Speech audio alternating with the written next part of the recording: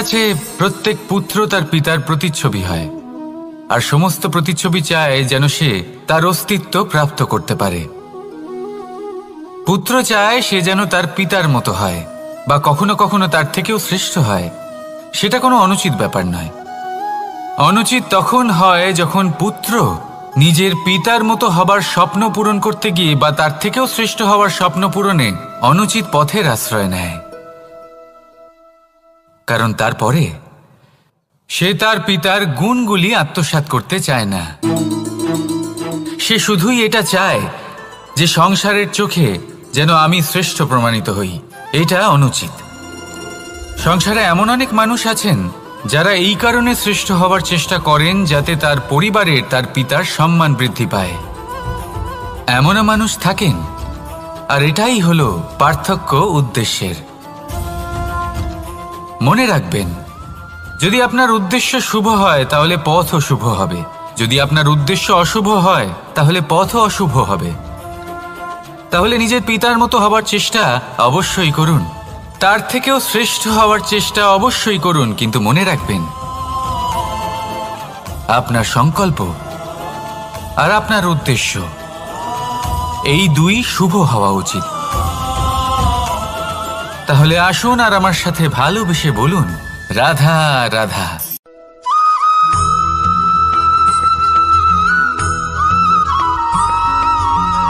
পিতা আর পুত্রের সম্পর্ক অত্যন্ত মধুর হয়ে থাকে।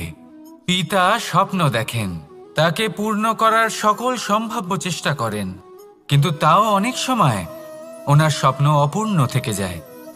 তখন পিতা ভাবেন যে স্বপ্ন উনি পূর্ণ করতে পারেননি ওনার সন্তান তা অবশ্যই পূরণ করবে। যে স্থানে উনি কখনো পৌঁছতে পারেননি সেই স্থানে ওনার পুত্র অবশ্যই পৌঁছবে। পিতা নিজের সন্তানের ভবিষ্যৎ নিয়ে সেই স্বপ্ন দেখেন, আর যখন সেই সন্তান সামনে এগোতে থাকে তখন তার দুঃখ হয় না, বরং গর্ব হয়। ওনার ভালো লাগে এটা দেখে যে ওনার সন্তান অনেক উন্নতি করছে। কিন্তু যখন সন্তান নিজের অভিভাবকের শক্তি দেখে, তার যশ দেখে হিংসা করতে থাকে, সমস্যা সেইখানেই শুরু হয়। সেই জন্য সকল সন্তানকে এটা মনে রাখতে হবে, দেখুন, পুত্র হবার সুবাদে, এক সন্তান হবার সুবাদে এটা হলো আপনার অধিকার যে আপনি আপনার পিতার থেকে বেশি উন্নতি করবেন। আপনার পিতাও এটাই চান, কিন্তু সুস্থভাবে এটা করুন। একটা রেখা টেনে নিন যাতে আপনি তাতে এগোতে পারেন আর আপনার পিতার তাতে গর্ববোধ হয়, আর সেই বিষয়ে দুঃখ না হয় যে আমার সন্তান আমাকেই ছোট করার চেষ্টা করছে। ইতিহাস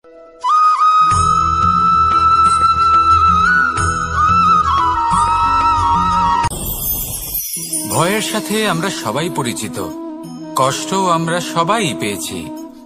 কখনো কখনো আমরা অসুস্থ হয়ে পড়ি, আর এমন সময় হলে মাতার মমতা, কখনো বাবার স্নেহ, কখনো বন্ধুদের পাশে থাকার অনুভূতি আমাদের রোগ নিরাময়ে সাহায্য করে।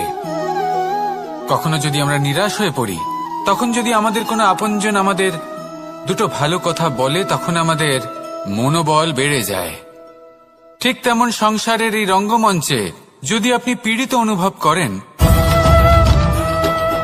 কিছু শুভ কথা আলোচনা করুন, কিছু স্তুতি গান করুন, কিছু মুহূর্তের জন্য হলেও নিজের ইষ্টদেবের কথা স্মরণ করুন আর প্রার্থনা করুন।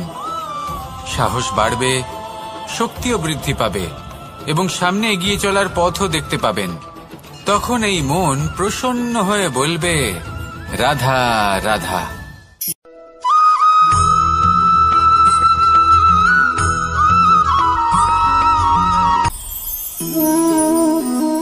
শক্তি এক অত্যন্ত বিচিত্র বস্তু, বা বলতে পারেন অনুভূতি। পিতা সবসময় চান যেন তিনি তার শক্তি পুত্রকে। আসুন আপনাকে সহজে বোঝাই। যদি আপনি সুপাত্র হন আর আপনাকে শক্তি দেওয়া হয়, তাহলে আপনি সেই শক্তির গুরুত্ব বুঝবেন, কোথায় সেই শক্তি প্রয়োগ করা উচিত সেটা বুঝবেন। আর এটা যেহেতু অর্জন করা শক্তি হবে, সেই শক্তির অপব্যবহার হবে না। কিন্তু যদি এই আপনি কুপাত্র হন আর যদি আপনাকে এই শক্তি দেওয়া হয় তাহলে কি হবে? দেখতে গেলে এই শক্তি আপনি দান হিসেবে পেয়েছেন, তাই না আপনি এই শক্তির গুরুত্ব বুঝবেন আর না এর প্রয়োগ আপনি জানবেন। তার অপব্যবহার হওয়া সুনিশ্চিত। তাই যদি আপনি কোনো শক্তি অর্জন করতে চান তাহলে আগে তার যোগ্য হয়ে উঠুন, পুত্র নয় পাত্র হয়ে উঠুন। আর আমার সাথে ভালোবেসে বলুন, রাধা রাধা।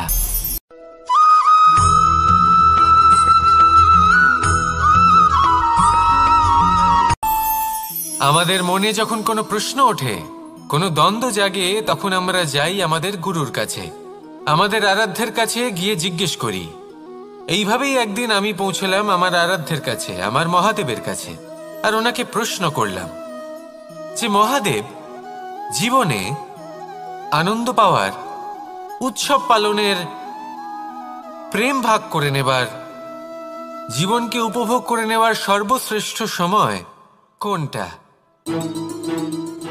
মহাদেব হাসলেন আর উনি বললেন, জীবনে উৎসব পালনের সবথেকে শ্রেষ্ঠ দিন হলো মৃত্যুর ঠিক আগের দিনটা। প্রেম ভাগ করে নেওয়ার সবথেকে শ্রেষ্ঠ মুহূর্ত হলো মৃত্যুর ঠিক আগের মুহূর্ত। জীবনকে উপভোগ করে নেওয়ার সর্বশ্রেষ্ঠ প্রহর হলো মৃত্যুর এক প্রহর পূর্বে। তখন আমি চমকে গেলাম। আমি বললাম, কিন্তু মহাদেব, মৃত্যু তো অনিশ্চিত, আমরা জানিও না কবে আমাদের মৃত্যু হবে। মহাদেব আবার হাসলেন। উনি বললেন যে যদি আমরা এভাবে জীবন কাটাই যে আমরা জীবনের প্রত্যেক দিন, প্রত্যেক মুহূর্ত, প্রত্যেক প্রহর শেষ বলে মনে করি, তাহলে আমাদের সমস্ত জীবন আনন্দের সাথেই অতিবাহিত হবে। কি বলেন?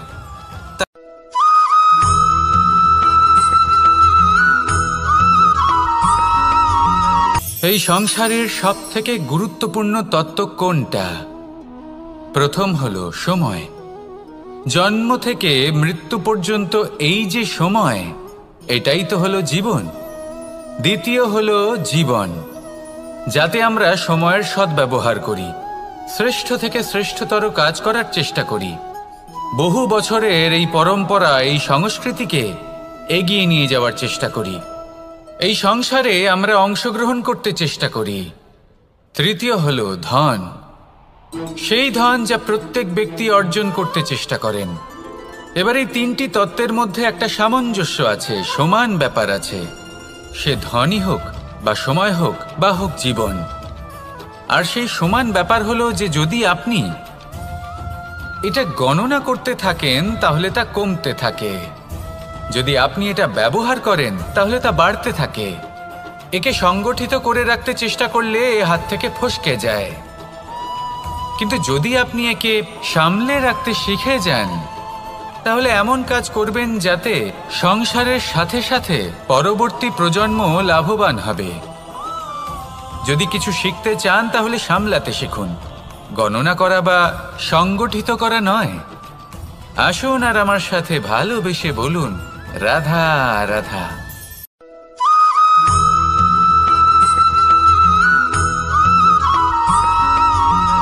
যখন আমরা কোনো বনে প্রবেশ করি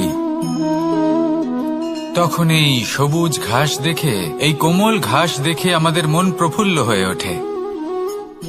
ভিন্ন ভিন্ন প্রজাতির ফুল, ভিন্ন ভিন্ন রঙের ফুল দেখে এই মন আনন্দে ভরে ওঠে। এখানে শিশুরা আনন্দ লাভ করে, বড়রা ভোজন গ্রহণ করেন, কথাবার্তা বলেন, হাঁটাহাঁটি করে বেড়ান।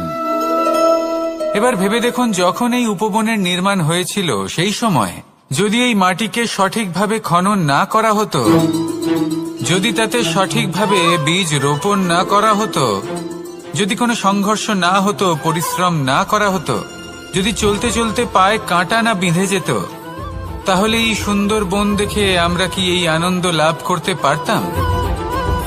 কখনোই নয়। ধরুন কোনো নদীর তটে সুন্দর একটি বন আছে, সেই বনের আনন্দ লাভ করতে গেলে আপনাকে সেই নদী পার করতেই হবে। যদি সুখের নদীর কাছে পৌঁছতে চান তাহলে তটে যে কাঁটা রয়েছে সেগুলোর সাথে সংঘর্ষ করতেই হবে। এই সংসারে যদি আপনি সুখ লাভ করতে চান তাহলে সুখ লাভের এই যাত্রা শুরু করতে হবে সংঘর্ষ দ্বারা। তাহলে সংঘর্ষকে স্বাগত জানান, এর পেছনেই সুখ রয়েছে যা আপনার জন্য অপেক্ষা করছে। এবার হাসুন আর আমার সাথে ভালোবেসে বলুন, রাধা।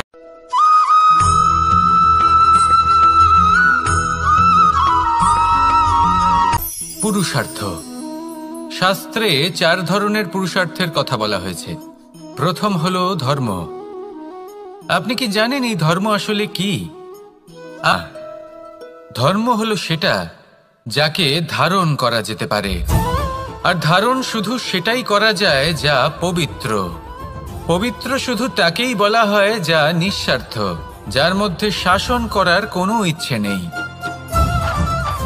যা সরলভাবেই প্রবাহমান, জল এবং বায়ুর মতো। যখন কোনো ব্যক্তি ধর্মকে ধারণ করেন এবং সেই ধর্ম সেই ব্যক্তিকে রক্ষা করে, তখন তাকে ধর্ম বলা হয়। ধর্ম যা রক্ষা করে অহংকার থেকে, খারাপ চিন্তার হাত থেকে। সেই জন্য পুরুষার্থ গড়ে তোলার আগে, ধর্ম পালন করার আগে, ধর্মের প্রকৃত অর্থ কি সেটা বুঝে নিন। এটা জেনে রাখুন যে সমস্ত ধর্মের আধার, সমস্ত ধর্মের ভিত শুধুমাত্র ভালোবাসা। আসুন আর এই ভালোবাসার সাথেই বলুন, রাধা রাধা।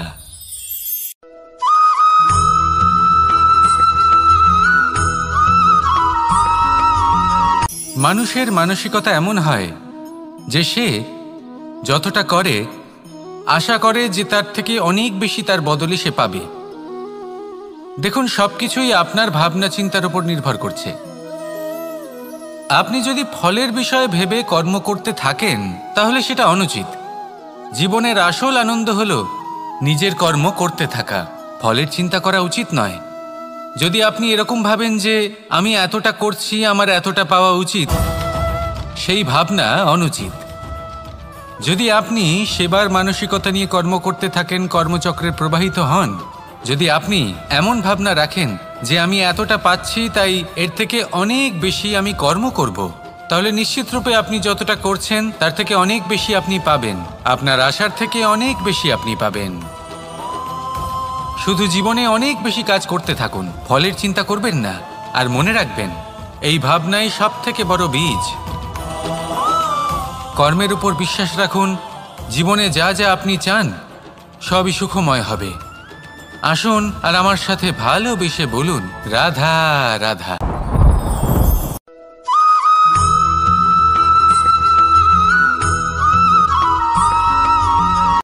সংসারে আমাদের জীবনে যখন কোনো সুখ বা দুঃখ আসে, তার জন্য আমরা কাউকে না কাউকে অবশ্যই দায়ী করে থাকি, তাই না? এই ব্যক্তি আমাদের সাথে এরকম কাজ করেছেন তাই আমার সাথে এমন হলো। ওই ব্যক্তি যদি এমনটা না করতেন তাহলে আজ আমি ওই স্থানে পৌঁছতে পারতাম। সবই আপনার দৃষ্টিভঙ্গির ওপর নির্ভরশীল, আর যদি আপনার দৃষ্টিভঙ্গি এমন হয় তাহলে তা অনুচিত। সত্যি কথা বলতে এই সংসারে ভিন্ন ভিন্ন ধরনের মানুষ আছে। এটা আপনার ওপর নির্ভর করছে কিভাবে তাদের স্বাগত জানাবেন। একবার ভাবুন, আমি আমার দুটো হাত সামনে নিয়ে এলাম, দুটো মুঠো খুলে দিলাম। দুই প্রকারের মানুষ আসবেন, কিছু না কিছু দিয়ে যাবেন।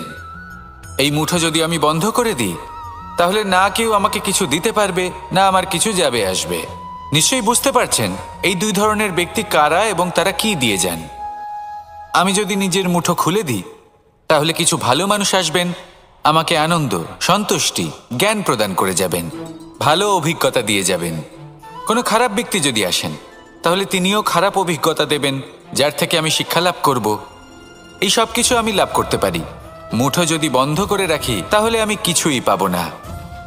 দেখুন, এই সংসারে প্রত্যেকের জীবনে এইরকম। প্রত্যেকের জীবনে সবকিছুই আছে, ভালো খারাপ দুই মানুষই আছে, ভালো অভিজ্ঞতা আছে, খারাপ অভিজ্ঞতা আছে। নির্ভর করছে আপনার ওপর যে আপনি কি করবেন, এনাদের স্বাগত কিভাবে জানাবেন, কার থেকে কি বুঝবেন, কি শিখতে পারবেন, আর কোন দৃষ্টিভঙ্গি নিয়ে অগ্রসর হবেন। এটাই নির্ধারণ করবে যে আপনার জীবন কেমন হবে।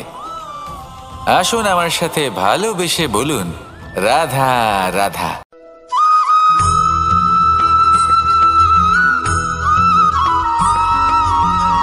কেউ বলে জীবন খুব ক্ষণস্থায়ী, কেউ বলে জীবন হলো একটা সুন্দর স্বপ্নের মতো, আবার কেউ বলবে জীবন হলো এক কঠোর সত্য। কিন্তু জীবন আসলে কি? জীবন হলো আপনারই প্রতিবিম্ব, একটা দর্পণ। অর্থাৎ আপনি জীবনকে সেইভাবেই পাবেন যেরকম আপনি নিজেকে প্রতিপন্ন করবেন। যদি আপনি দর্পণের দিকে তাকিয়ে হাসেন, তাহলে আপনি সামনে হাসি মুখী দেখতে পাবেন। এবার যদি আপনি গম্ভীর হয়ে থাকেন, তাহলে আপনি একজন রুষ্ট ব্যক্তি দেখতে পাবেন। শেষে সবথেকে বেশি গুরুত্বপূর্ণ হলো আপনার চেষ্টা। আপনাকে সবসময় চেষ্টা করতে হবে যাতে আপনি নিজেকে প্রসন্ন এবং ইতিবাচক মনোভাবে রাখেন। এটা হলো আপনারই উত্তরদায়িত্ব, তাকে পালন করুন। এই মনকে প্রসন্ন রাখুন, এই সংসারকে সুন্দর বলে মনে হবে। আর এই মন প্রসন্ন হয়ে বলবে, রাধা রাধা।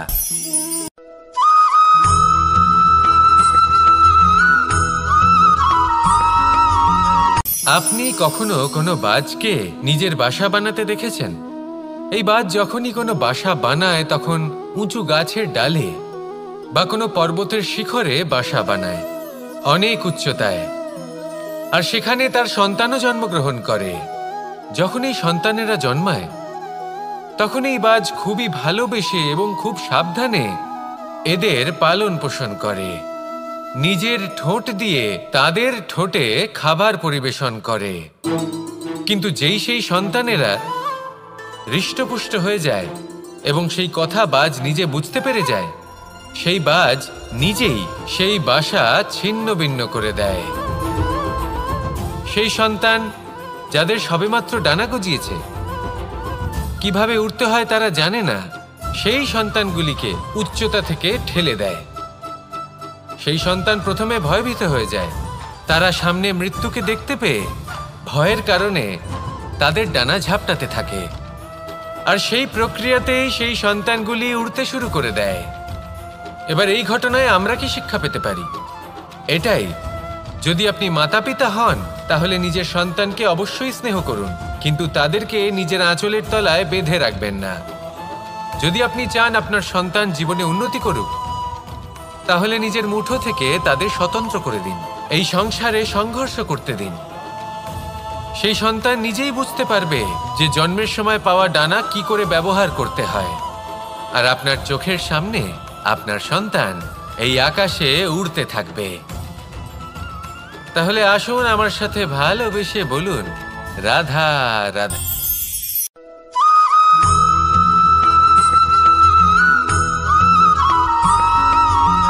এবার অনেক সময় মানুষের মনে এরকম প্রশ্ন আসে যে এই সংসারে সবথেকে বড় বিপদ কি? কেউ বলে ধর্ম সংকট, আবার কেউ বলে প্রাণের ওপর আসা সংকট। প্রত্যেক মানুষের জীবনে বিভিন্ন সংকট আসে, আর এই সমস্ত সংকট অত্যন্ত বিচিত্র হতে পারে। এই সমস্ত সংসার হলো সংকট দ্বারা পরিপূর্ণ। ঠিক আছে, আপনাকে একটা উদাহরণ দিই। একজন ধনী ব্যক্তি, এবার ওনার জীবনে সংকট কি হতে পারে? সংকট এটাই যে কেউ তার সম্পত্তি চুরি না করে নেয়, আমরা বুঝতে পারছি। এবার একজন চোর, তার জীবনে সংকট কি হতে পারে? যে চুরি করার সময় সে যদি তার একটা কাশি চাপতে না পারে, তাহলে সে ধরা পড়ে যেতে পারে, ঠিক কিনা? আবার অনেক সময় এমনও হয় যে যার জন্য আমি সংকট, সেও আমার কাছে সংকট। যেমন এই পরিস্থিতিতে দেখুন, সংকট হলো সংকট, এ তো জীবনে থাকবে, কিন্তু এর সম্মুখীন কিভাবে হওয়া যায়? খুব সরল। সব এটার ওপর নির্ভর করে, মনের ওপর। এই মনকে নিয়ন্ত্রণ করলে সব ঠিক থাকবে। এবার যদি ধনী ব্যক্তি মনকে নিয়ন্ত্রণ করে ফেলেন, নিজের অর্থের ব্যবহার শুভ কাজের জন্য, সমাজের সেবার জন্য বিকাশ করতে করেন, ওই অর্থকে একত্রিত করে না রাখেন, তাহলে চুরির সমস্যা, এই সংকট সেখানেই কেটে যাবে।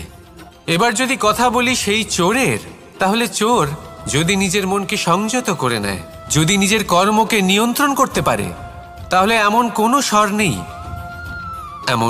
স্বর নেই যা ওকে ধরা পড়তে বাধ্য করবে। সেই জন্য জীবনে সংকট যতই আসুক, যত বড়ই সংকট আসুক না কেন, কবচ হলো একটাই, আর এই কবচের নাম হলো আত্মনিয়ন্ত্রণ। নিজের মনকে নিয়ন্ত্রণে রাখতে শিখুন। এটা নিজের জীবনে প্রয়োগ করে তো দেখুন। যদি আপনি করতে পারেন তবে আপনি দেখবেন যে সংকট তো জীবনে আসা যাওয়া করে, কিন্তু সেই সংকটগুলির সম্মুখীন আপনি এইভাবে করতে পারবেন। তাহলে সেটাই করুন, আর আমার সাথে ভালোবেসে বলুন, রাধা রাধা।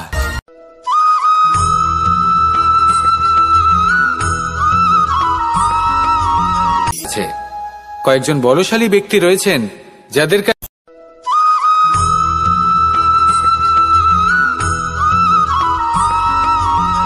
কথায় আছে যে এমন কোনো অক্ষর নেই যার দ্বারা কোনো মন্ত্র হয় না, এমন কোনো বনস্পতি নেই যা নিজেই একটা ঔষধি নয়, পৃথিবীর এমন কোনো ব্যক্তি নেই যার মধ্যে কোনো যোগ্যতা থাকে না। শুধু প্রয়োজন হলো যে ব্যক্তিকে আমরা খুঁজে চলেছি তাকে সঠিকভাবে চিনে নেওয়া। যদি তার যোগ্যতা, তার বিশেষত্ব আমরা বুঝতেই না পারি, তাহলে আর লাভ কি রইল? এই সংসারে এমন অনেক ব্যক্তি রয়েছেন যারা ছোট ছোট অসফলতার কারণে আপনাকে এটা বলে দেবে যে আপনি কোনো কাজের নন, আপনি হলেন মূর্খ, আপনি কিছুই করতে পারবেন না। এইসব কথায় কখনোই বিশ্বাস করবেন না, কারণ আপনি এবং প্রত্যেকটি জীব এই পরমাত্মা এবং এই প্রকৃতির সৃষ্টি, যা অত্যন্ত বিশেষ। যদি আপনাকে উদাহরণ দিই তাহলে একদিকে আছে তরোয়াল, একটা বড় লম্বা তরোয়াল যার দ্বারা যুদ্ধ করা যায়, জয়লাভ করা যায়, আর অন্যদিকে রয়েছে একটা ছোট্ট সূচ। কিন্তু যে কাজ একটা ছোট্ট সূচ করতে পারে তা একটা তরোয়াল দ্বারা সম্ভব নয়। এর অর্থ হলো এটাই যে প্রত্যেকটা রচনা অত্যন্ত অমূল্য এবং অত্যন্ত বিশেষ হয়। তাহলে বিশ্বাস রাখুন যে আপনি অত্যন্ত বিশেষ একজন, আর প্রেমের সাথে বলুন, রাধা রাধা।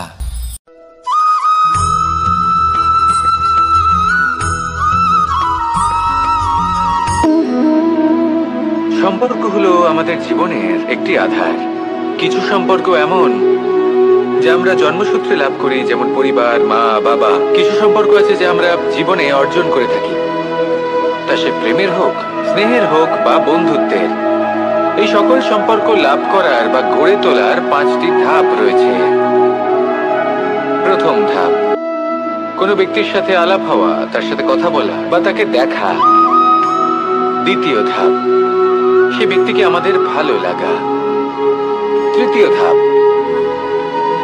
আমাদের এটা চাইতে শুরু করা যে জীবনে এই ব্যক্তি যেন আমাদের বন্ধু হন, আমাদের জীবনে থাকেন, বা আমাদের কাউকে ভালোবেসে ফেলা, আর এটা আমাদের ভাবা বা চাওয়া যে সেই ব্যক্তি যেন আজীবন আমার সাথে থাকেন, আমার জীবনে আমার সাথী হয়ে। চতুর্থ ধাপ, লাভ করা। এবার এই ধাপটি অনেক মানুষের পক্ষেই খুবই সরল হয়, বড়ই সরলভাবে নিজেদের সঙ্গীকে লাভ করে থাকেন। কিছু মানুষের জন্য এই ধাপ অত্যন্ত কঠিন হয়ে থাকে। অনেক প্রতিকূল পরিস্থিতির উপর জয়লাভ করে তারা সঙ্গীকে লাভ করেন, কিন্তু লাভ অবশ্যই করেন। এরপরে আসে পঞ্চম, অন্তিম এবং সব থেকে গুরুত্বপূর্ণ ধাপ। সেটা হলো সেই সম্পর্ক পালন করা। এটা হলো এমন এক বিষয় যা প্রত্যেক মানুষের শেখা উচিত। যদি ব্যক্তি নিজের জীবনে সম্পর্ক রক্ষা করতে শিখে যান, তবে প্রত্যেক সম্পর্ক তার জীবনকে স্বর্গ করে তুলবে। আসুন আর আমার সাথে ভালোবেসে বলুন, রাধা রাধা।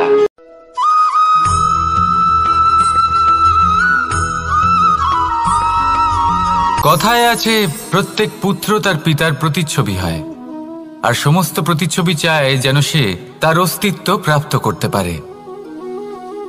পুত্র চায় সে যেন তার পিতার মতো হয়, বা কখনো কখনো তার থেকেও শ্রেষ্ঠ হয়। সেটা কোনো অনুচিত ব্যাপার নয়।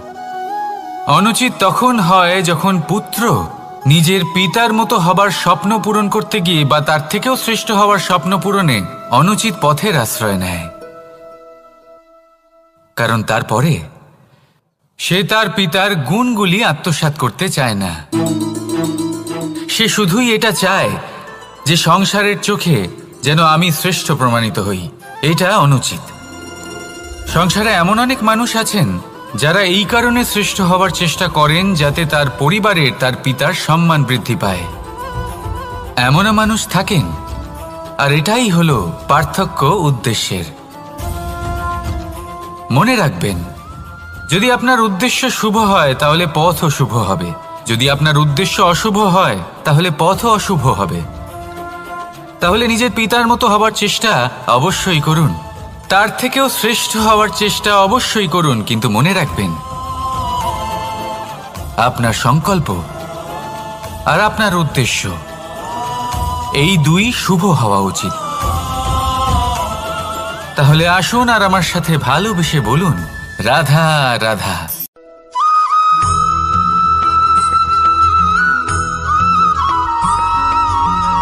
পিতা আর পুত্রের সম্পর্ক অত্যন্ত মধুর হয়ে থাকে। পিতা স্বপ্ন দেখেন, তাকে পূর্ণ করার সকল সম্ভাব্য চেষ্টা করেন, কিন্তু তাও অনেক সময় ওনার স্বপ্ন অপূর্ণ থেকে যায়।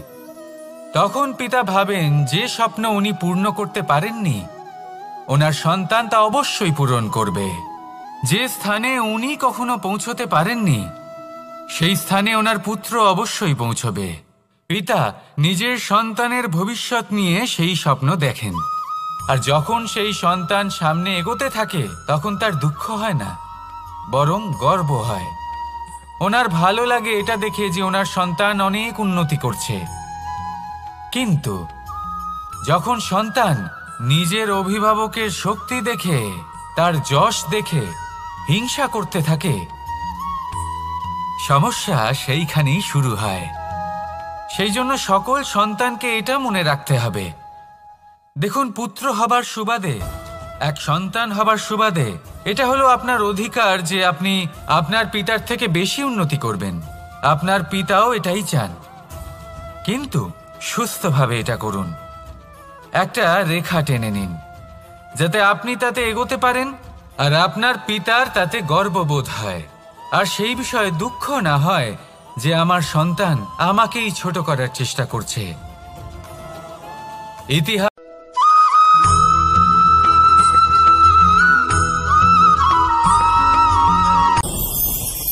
ভয়ের সাথে আমরা সবাই পরিচিত, কষ্টও আমরা সবাই পেয়েছি। কখনো কখনো আমরা অসুস্থ হয়ে পড়ি, আর এমন সময় হলে মাতার মমতা, কখনো বাবার স্নেহ, কখনো বন্ধুদের পাশে থাকার অনুভূতি আমাদের রোগ নিরাময়ে সাহায্য করে। কখনো যদি আমরা নিরাশ হয়ে পড়ি, তখন যদি আমাদের কোনো আপনজন আমাদের দুটো ভালো কথা বলে, তখন আমাদের মনোবল বেড়ে যায়। ঠিক তেমন সংসারের এই রঙ্গমঞ্চে যদি আপনি পীড়িত অনুভব করেন, কিছু শুভ কথা আলোচনা করুন, কিছু স্তুতি গান করুন, কিছু মুহূর্তের জন্য হলেও নিজের ইষ্টদেবের কথা স্মরণ করুন আর প্রার্থনা করুন। সাহস বাড়বে, শক্তিও বৃদ্ধি পাবে এবং সামনে এগিয়ে চলার পথও দেখতে পাবেন। তখন এই মন প্রসন্ন হয়ে বলবে, রাধা রাধা।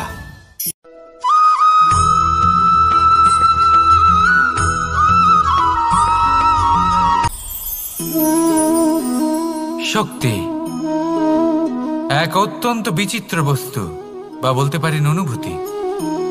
পিতা সবসময় চান যেন তিনি তার শক্তি পুত্রকে। আসুন আপনাকে সহজে বোঝাই। যদি আপনি সুপাত্র হন আর আপনাকে শক্তি দেওয়া হয়, তাহলে আপনি সেই শক্তির গুরুত্ব বুঝবেন, কোথায় সেই শক্তি প্রয়োগ করা উচিত সেটা বুঝবেন। আর এটা যেহেতু অর্জন করা শক্তি হবে, সেই শক্তির অপব্যবহার হবে না। কিন্তু যদি এই আপনি কুপাত্র হন আর যদি আপনাকে এই শক্তি দেওয়া হয়, তাহলে কি হবে? দেখতে গেলে এই শক্তি আপনি দান হিসেবে পেয়েছেন, তাই না আপনি এই শক্তির গুরুত্ব বুঝবেন আর না এর প্রয়োগ আপনি জানবেন। তার অপব্যবহার হওয়া সুনিশ্চিত। তাই যদি আপনি কোনো শক্তি অর্জন করতে চান, তাহলে আগে তার যোগ্য হয়ে উঠুন। পুত্র নয়, পাত্র হয়ে উঠুন। আর আমার সাথে ভালোবেসে বলুন, রাধা রাধা।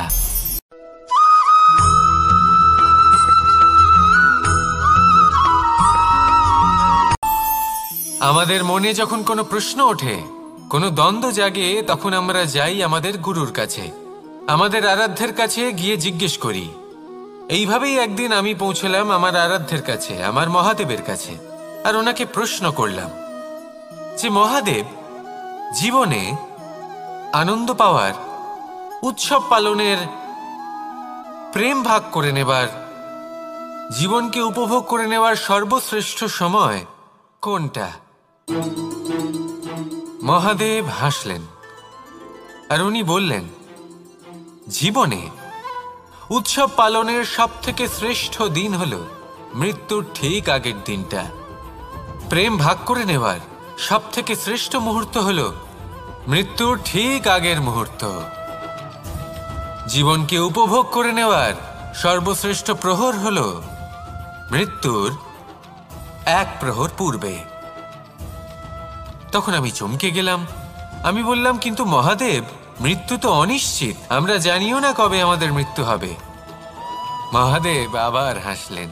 উনি বললেন যে যদি আমরা এভাবে জীবন কাটাই যে আমরা জীবনের প্রত্যেক দিন, প্রত্যেক মুহূর্ত, প্রত্যেক প্রহর শেষ বলে মনে করি, তাহলে আমাদের সমস্ত জীবন আনন্দের সাথেই অতিবাহিত হবে। কি বলেন?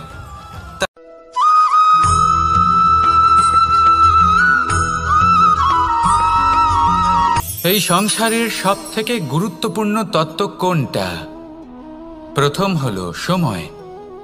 জন্ম থেকে মৃত্যু পর্যন্ত এই যে সময়, এটাই তো হলো জীবন। দ্বিতীয় হলো জীবন, যাতে আমরা সময়ের সদ্ব্যবহার করি, শ্রেষ্ঠ থেকে শ্রেষ্ঠতর কাজ করার চেষ্টা করি। বহু বছরের এই পরম্পরা, এই সংস্কৃতিকে এগিয়ে নিয়ে যাওয়ার চেষ্টা করি। এই সংসারে আমরা অংশগ্রহণ করতে চেষ্টা করি। তৃতীয় হলো ধন, সেই ধন যা প্রত্যেক ব্যক্তি অর্জন করতে চেষ্টা করেন। এবার এই তিনটি তত্ত্বের মধ্যে একটা সামঞ্জস্য আছে, সমান ব্যাপার আছে। সে ধনই হোক বা সময় হোক বা হোক জীবন। আর সেই সমান ব্যাপার হলো যে যদি আপনি এটা গণনা করতে থাকেন তাহলে তা কমতে থাকে, যদি আপনি এটা ব্যবহার করেন তাহলে তা বাড়তে থাকে। একে সংগঠিত করে রাখতে চেষ্টা করলে এ হাত থেকে ফসকে যায়, কিন্তু যদি আপনি একে সামলে রাখতে শিখে যান তাহলে এমন কাজ করবেন যাতে সংসারের সাথে সাথে পরবর্তী প্রজন্ম লাভবান হবে। যদি কিছু শিখতে চান তাহলে সামলাতে শিখুন, গণনা করা বা সংগঠিত করা নয়। আসুন আর আমার সাথে ভালোবেসে বলুন, রাধা রাধা।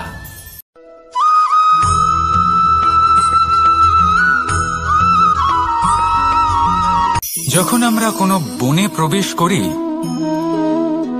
তখন এই সবুজ ঘাস দেখে, এই কোমল ঘাস দেখে আমাদের মন প্রফুল্ল হয়ে ওঠে। ভিন্ন ভিন্ন প্রজাতির ফুল, ভিন্ন ভিন্ন রঙের ফুল দেখে এই মন আনন্দে ভরে ওঠে। এখানে শিশুরা আনন্দ লাভ করে, বড়রা ভোজন গ্রহণ করেন, কথাবার্তা বলেন, হাঁটাহাঁটি করে বেড়ান। এবার ভেবে দেখুন, যখন এই উপবনের নির্মাণ হয়েছিল সেই সময় যদি এই মাটিকে সঠিকভাবে খনন না করা হতো, যদি তাতে সঠিকভাবে বীজ রোপণ না করা হতো, যদি কোনো সংঘর্ষ না হতো, পরিশ্রম না করা হতো, যদি চলতে চলতে পায়ে কাঁটা না বিঁধে যেত, তাহলে এই সুন্দর বন দেখে আমরা কি এই আনন্দ লাভ করতে পারতাম? কখনোই নয়। ধরুন কোনো নদীর তটে সুন্দর একটি বন আছে, সেই বনের আনন্দ লাভ করতে গেলে আপনাকে সেই নদী পার করতেই হবে। যদি সুখের নদীর কাছে পৌঁছতে চান তাহলে তটে যে কাঁটা রয়েছে সেগুলোর সাথে সংঘর্ষ করতেই হবে। এই সংসারে যদি আপনি সুখ লাভ করতে চান তাহলে সুখ লাভের এই যাত্রা শুরু করতে হবে সংঘর্ষ দ্বারা। তাহলে সংঘর্ষকে স্বাগত জানান, এর পেছনেই সুখ রয়েছে যা আপনার জন্য অপেক্ষা করছে। এবার হাসুন আর আমার সাথে ভালোবেসে বলুন, রাধা।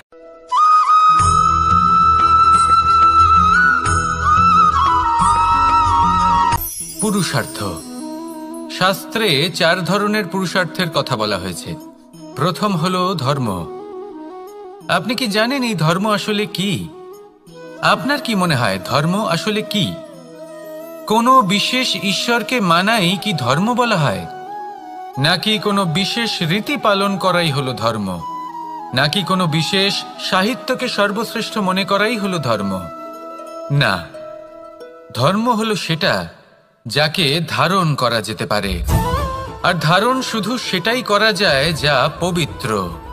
পবিত্র শুধু তাকেই বলা হয় যা নিঃস্বার্থ, যার মধ্যে শাসন করার কোনো ইচ্ছে নেই, যা সরলভাবেই প্রবাহমান, জল এবং বায়ুর মতো। যখন কোনো ব্যক্তি ধর্মকে ধারণ করেন এবং সেই ধর্ম সেই ব্যক্তিকে রক্ষা করে, তখন তাকে ধর্ম বলা হয়। ধর্ম যা রক্ষা করে অহংকার থেকে, খারাপ চিন্তার হাত থেকে। সেই জন্য পুরুষার্থ গড়ে তোলার আগে, ধর্ম পালন করার আগে ধর্মের প্রকৃত অর্থ কি সেটা বুঝে নিন।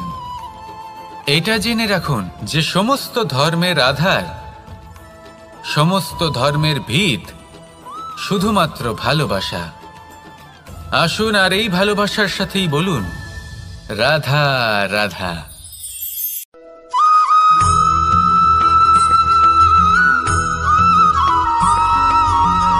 মানুষের মানসিকতা এমন হয় যে সে যতটা করে আশা করে যে তার থেকে অনেক বেশি তার বদলে সে পাবে। দেখুন, সবকিছুই আপনার ভাবনা চিন্তার উপর নির্ভর করছে। আপনি যদি ফলের বিষয়ে ভেবে কর্ম করতে থাকেন তাহলে সেটা অনুচিত। জীবনের আসল আনন্দ হলো নিজের কর্ম করতে থাকা, ফলের চিন্তা করা উচিত নয়। যদি আপনি এরকম ভাবেন যে আমি এতটা করছি, আমার এতটা পাওয়া উচিত, সেই ভাবনা অনুচিত।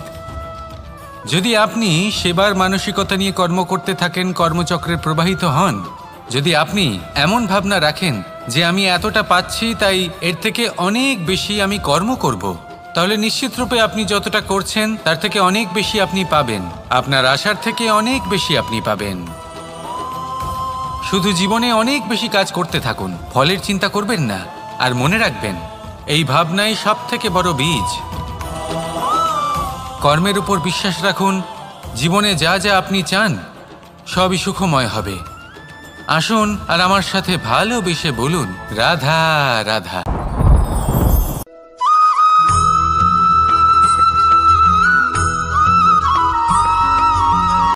সংসারে আমাদের জীবনে যখন কোনো সুখ বা দুঃখ আসে, তার জন্য আমরা কাউকে না কাউকে অবশ্যই দায়ী করে থাকি, তাই না?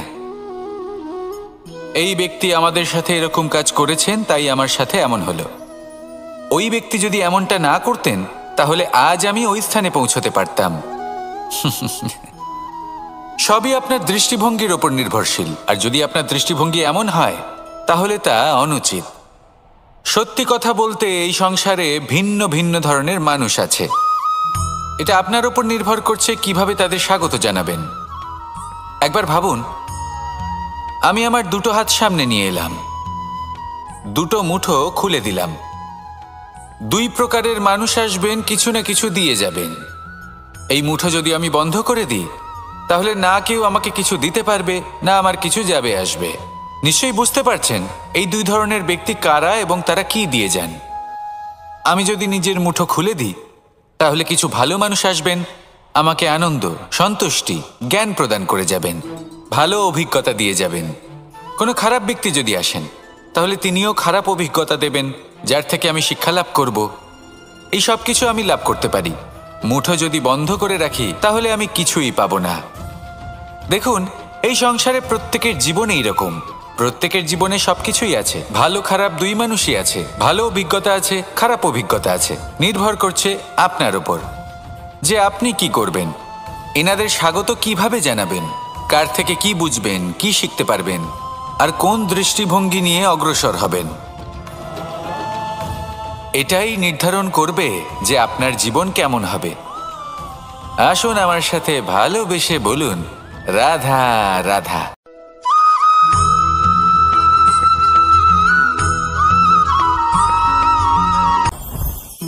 জীবনে কিছু শেখা অত্যন্ত গুরুত্বপূর্ণ। এবার কি কি শিখতে হবে সেই সব শেখানোর জন্য অনেক শিক্ষক রয়েছেন, কিন্তু কি শিখবেন না আর কি করবেন না এটা আমাদের নিজের অভিজ্ঞতা দিয়ে শিখতে হয়। কিন্তু তার মানে এটা নয় যে যদি আপনাকে শিখতে হয় যে আগুনের তাপ কতটা, আপনাকে আগুনের মধ্যে হাত দিতে হবে। না, অন্য কারোর অভিজ্ঞতা দ্বারাও শিখতে পারেন। প্রশ্ন শুধুমাত্র একটাই যে আপনি কি শিখতে চান নাকি চান না। যদি আপনি এটাই ভাবেন যে আমি শুধুই নিজের অভিজ্ঞতা দ্বারাই শিখতে চাই, তাহলে জীবনকাল ছোট মনে হবে, অনেক কিছুই শিখতে পারবেন না। তাই নিজের সাথে সাথে বড়দের অভিজ্ঞতার দ্বারাও শেখা শুরু করে দিন। এই সংসারের অভিজ্ঞতা দ্বারা শিখতে শুরু করে দিন।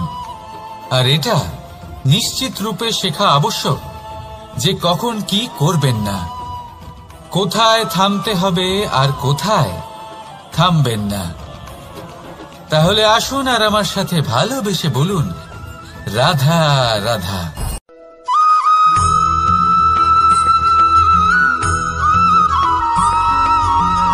এই সংসারে সব থেকে বেশি কোমল বস্তু হলো রেশম। এই রেশম এতটাই কোমল হয় যে এর পুরো একটা থান শুধুমাত্র একটা হাতে ধরা সম্ভব। হওয়া যদি মেনে নেন তাহলে হেরে যাবেন, যদি দৃঢ় হন তাহলে নিশ্চিত রূপে জয়ী হবেন।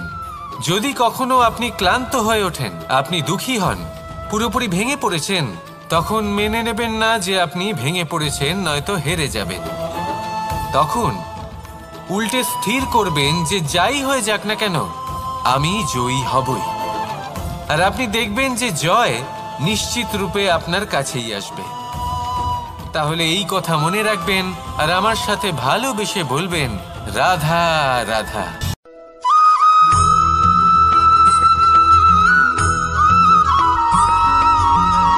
এই সংসারে কোনো বস্তু হোক বা ব্যক্তি হোক, তার একার গুরুত্ব কিন্তু খুব বেশি নয়। একটা উদাহরণ হিসেবে বৃষ্টির ফোঁটাকে ভেবে দেখুন। যদি একটি বৃষ্টির ফোঁটা হয় তাহলে তার খুব বেশি গুরুত্ব থাকে না, কিন্তু যখন সহস্র বৃষ্টির ফোঁটা মেঘের মধ্যে দিয়ে ঝরে পড়ে তখন সেটা বর্ষার রূপ ধারণ করে।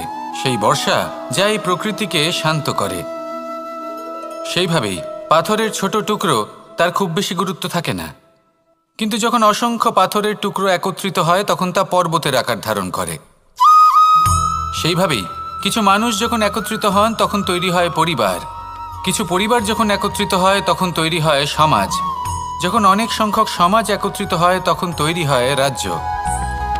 এবার এই রাজ্যের সবথেকে গুরুত্বপূর্ণ ব্যক্তি হতে পারেন রাজা, কিন্তু তাও সেই রাজা একা কিছু করতে পারেন না। যুদ্ধ লড়ার সময় তারও নিজের সৈন্যদলকে প্রয়োজন পড়ে।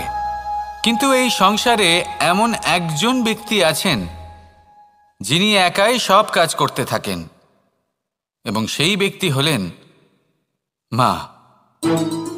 আমাদের জীবনে একজন পিতার ভূমিকা কিন্তু নিঃসন্দেহে অমূল্য, কিন্তু আমাদের সকলের জীবনে যে ভূমিকা একজন মায়ের তা অন্য কারোর থাকে না। একজন মা একাই সন্তানকে বড় করতে পারেন, সংস্কারী করে তুলতে পারেন, তার জন্য পরিশ্রম করেন। আর এত কিছু কাজ করার পরেও তার কাজের জন্য তিনি প্রশংসা অবশ্য পান না। উল্টে যদি সেই সন্তান অনুচিত পথে চালিত হয়, অনুচিত কর্ম করে, তখন সেই মাকেই অপবাদের পাত্র হয়ে উঠতে হয়। আমাদের জীবনে মায়ের যোগদান কতটা সেটা বুঝুন। আপনাকে বড় করে তোলার জন্য উনি কতটা পরিশ্রম করেছেন সেটা বুঝুন। আজ থেকে, এখন থেকে, এই মুহূর্ত থেকে মাকে সম্মান করতে শিখুন। যখন সময় পাবেন, যখন সুযোগ হবে, তখন তার প্রশংসা করুন, ওনারও ভালো লাগবে।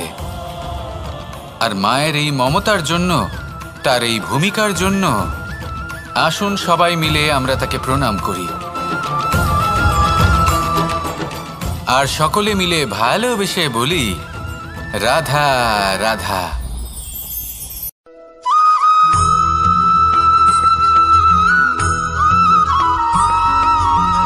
এই সংসারের সবথেকে গুরুত্বপূর্ণ তত্ত্ব কোনটা?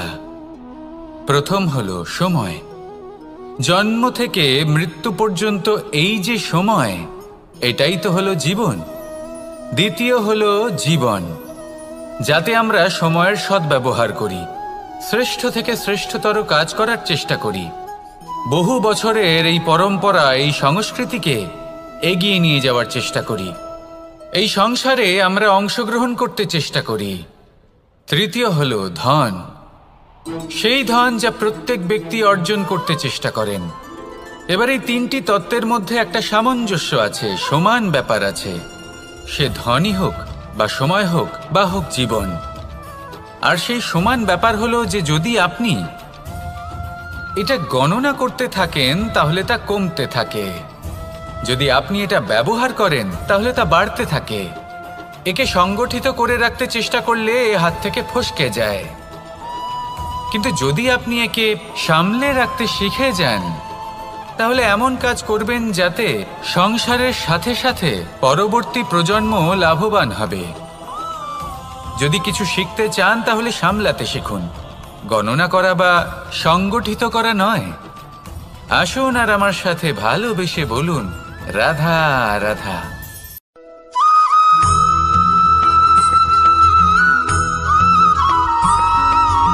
কথায় আছে, প্রত্যেক পুত্র তার পিতার প্রতিচ্ছবি হয়, আর সমস্ত প্রতিচ্ছবি চায় যেন সে তার অস্তিত্ব প্রাপ্ত করতে পারে।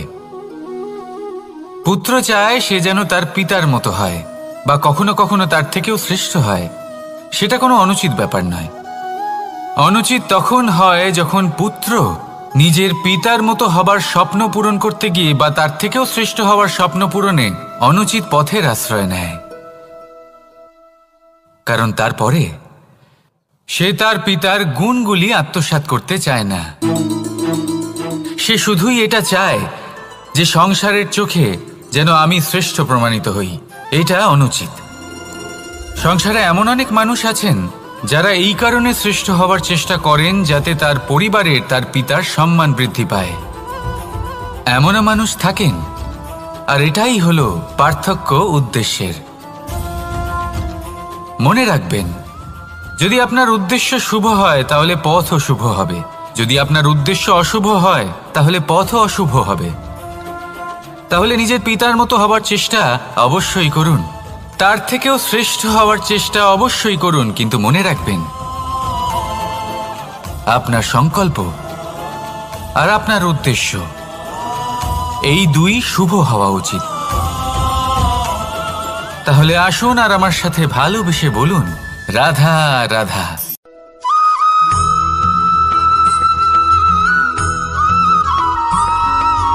বসন্ত ঋতু, এই সময় মন আনন্দে ভরে থাকে। এমন মনে হয় যেন আমরা আকাশে বিচরণ করতে চলে যাই। কিন্তু সেই হিরে আদৌ তার শোভাবর্ধন করছে কিনা, তাকে ভালো দেখাচ্ছে কিনা, প্রসাধনের জন্য সেটা ব্যবহার করা ঠিক হবে কিনা, অর্থাৎ হীরের উপস্থিতিতে দর্পণের গুরুত্ব কম হলো না। দর্পণের কারণে হীরের মূল্য বোঝা গেল। আমাদের জীবনেও ঠিক এরকমই ঘটে। আপনারা যদি সংসারে নিজের আশেপাশে দেখেন, এমন অনেক মানুষ দেখতে পাবেন যারা নিজেদের ক্ষেত্রে মহান স্থানে পৌঁছেছেন, নিপুণ এবং শ্রেষ্ঠ হয়েছেন। আর তাদের মধ্যে আপনার নিজের মনে হয় যেন আপনি হলেন দর্পণ। নিজেকে ছোট মনে করবেন না। আপনার মূল্য কম হচ্ছে না, আপনার নিজস্ব মূল্য আছে। আর যদি আপনার অস্তিত্ব না থাকে তাহলে ওনাদের অস্তিত্বের মূল্য সংসার বুঝতেই পারবে না। জীবনে সবসময় চেষ্টা করবেন যাতে আপনি আরো বেশি শ্রেষ্ঠ হয়ে উঠতে পারেন। আপনি নিজে যে স্থানে আছেন সেটাকে ছোট মনে করবেন না, তারও নিজস্ব একটা মূল্য আছে। যদি আপনি হিরে হয়ে থাকেন তাহলে অহংকার করবেন না, যদি আপনি দর্পণ হয়ে থাকেন তাহলে নিজেকে ছোট মনে করবেন না। আসুন আর আমার সাথে ভালোবেসে বলুন, রাধা রাধা।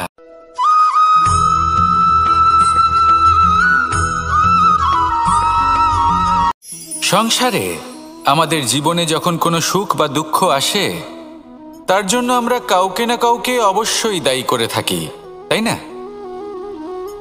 এই ব্যক্তি আমাদের সাথে এরকম কাজ করেছেন, তাই আমার সাথে এমন হলো। ওই ব্যক্তি যদি এমনটা না করতেন তাহলে আজ আমি ওই স্থানে পৌঁছতে পারতাম।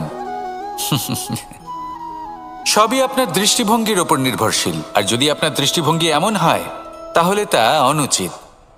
সত্যি কথা বলতে এই সংসারে ভিন্ন ভিন্ন ধরনের মানুষ আছে। এটা আপনার ওপর নির্ভর করছে কিভাবে তাদের স্বাগত জানাবেন। একবার ভাবুন, আমি আমার দুটো হাত সামনে নিয়ে এলাম, দুটো মুঠো খুলে দিলাম। দুই প্রকারের মানুষ আসবেন, কিছু না কিছু দিয়ে যাবেন। এই মুঠো যদি আমি বন্ধ করে দিই, তাহলে না কেউ আমাকে কিছু দিতে পারবে, না আমার কিছু যাবে আসবে। নিশ্চয়ই বুঝতে পারছেন এই দুই ধরনের ব্যক্তি কারা এবং তারা কি দিয়ে যান। আমি যদি নিজের মুঠো খুলে দিই, তাহলে কিছু ভালো মানুষ আসবেন, আমাকে আনন্দ, সন্তুষ্টি, জ্ঞান প্রদান করে যাবেন, ভালো অভিজ্ঞতা দিয়ে যাবেন। কোনো খারাপ ব্যক্তি যদি আসেন, তাহলে তিনিও খারাপ অভিজ্ঞতা দেবেন, যার থেকে আমি শিক্ষা লাভ করব। এই সব কিছু আমি লাভ করতে পারি। মুঠো যদি বন্ধ করে রাখি, তাহলে আমি কিছুই পাবো না। দেখুন, এই সংসারে প্রত্যেকের জীবনে এইরকম। প্রত্যেকের জীবনে সবকিছুই আছে, ভালো খারাপ দুই মানুষই আছে, ভালো অভিজ্ঞতা আছে, খারাপ অভিজ্ঞতা আছে।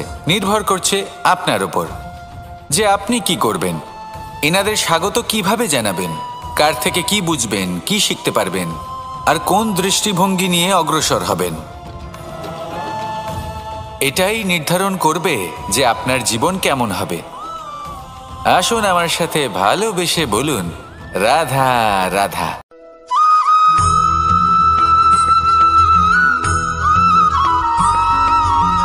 এই দড়িটা দেখুন, ছোট ছোট রেশম দ্বারা তৈরি। এটা সরু সুতো দ্বারা তৈরি হয়েছে এটা, আর এ অত্যন্ত কোমলও বটে। আর আপনি চাইলে এটা সোজাও করে দিতে পারেন, আর চাইলে এটা বেঁকিয়েও দিতে পারেন, আর যদি চান তাহলে এটা গোল গোল করে বেঁধে কোথাও রেখেও দিতে পারেন।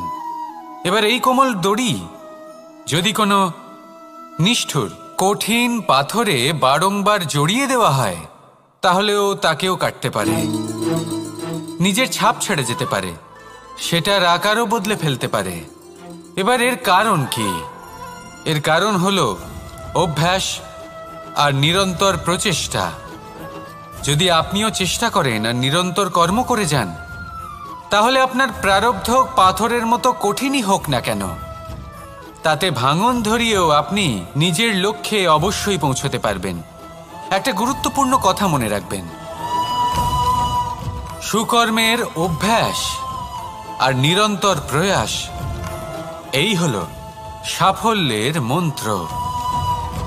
তাহলে জীবনে এই মন্ত্র আনুন আর আমার সাথে ভালোবেসে বলুন, রাধা রাধা।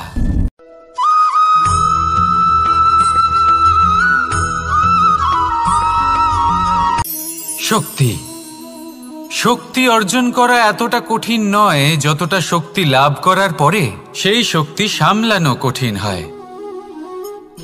কারণ যেই মানুষ শক্তি লাভ করে তার মনে গর্ববোধ জন্মায়, জন্মায় অহংকার, জন্মায় জেদ। তাই শক্তি প্রাপ্ত করার সাথে বিনম্র থাকাও অত্যন্ত আবশ্যক। আর এটা আমাদের শেখা উচিত বৃক্ষের থেকে। বৃক্ষ যা আমাদের ফল দেয়, বৃক্ষ যা যত ফল দেয় ততটাই ঝুঁকে যায়। আমরা পাথর মারি ওই বৃক্ষের থেকে ফল প্রাপ্ত করার জন্য। সেই পাথরের মার সহ্য করেও বৃক্ষ আমাদের ফল দেয়। কোনো গর্ববোধ নেই, কোনো অহংকার বোধ নেই, আর সেই জন্য এই বৃক্ষের পুজো করা হয়। এটাই হলো মাহাত্ম্য শক্তির সাথে বিনম্রতার। যদি এই শক্তি সৃজন করে থাকে, সাহায্য করে থাকে, সম্বল হয়ে থাকে, তবেই সেই শক্তি উপযুক্ত। আর নয়তো সেই শক্তি একদিন আপনাকে আসক্ত অবশ্যই করবে। তাহলে শক্তি অবশ্যই অর্জন করুন, কিন্তু তার সাথে সেই শক্তি সামলানোর মতো বিবেকও আপনাকে অবশ্যই জাগ্রত করতে হবে। তাহলে আসুন আমার সাথে ভালোবেসে বলুন, রাধা রাধা।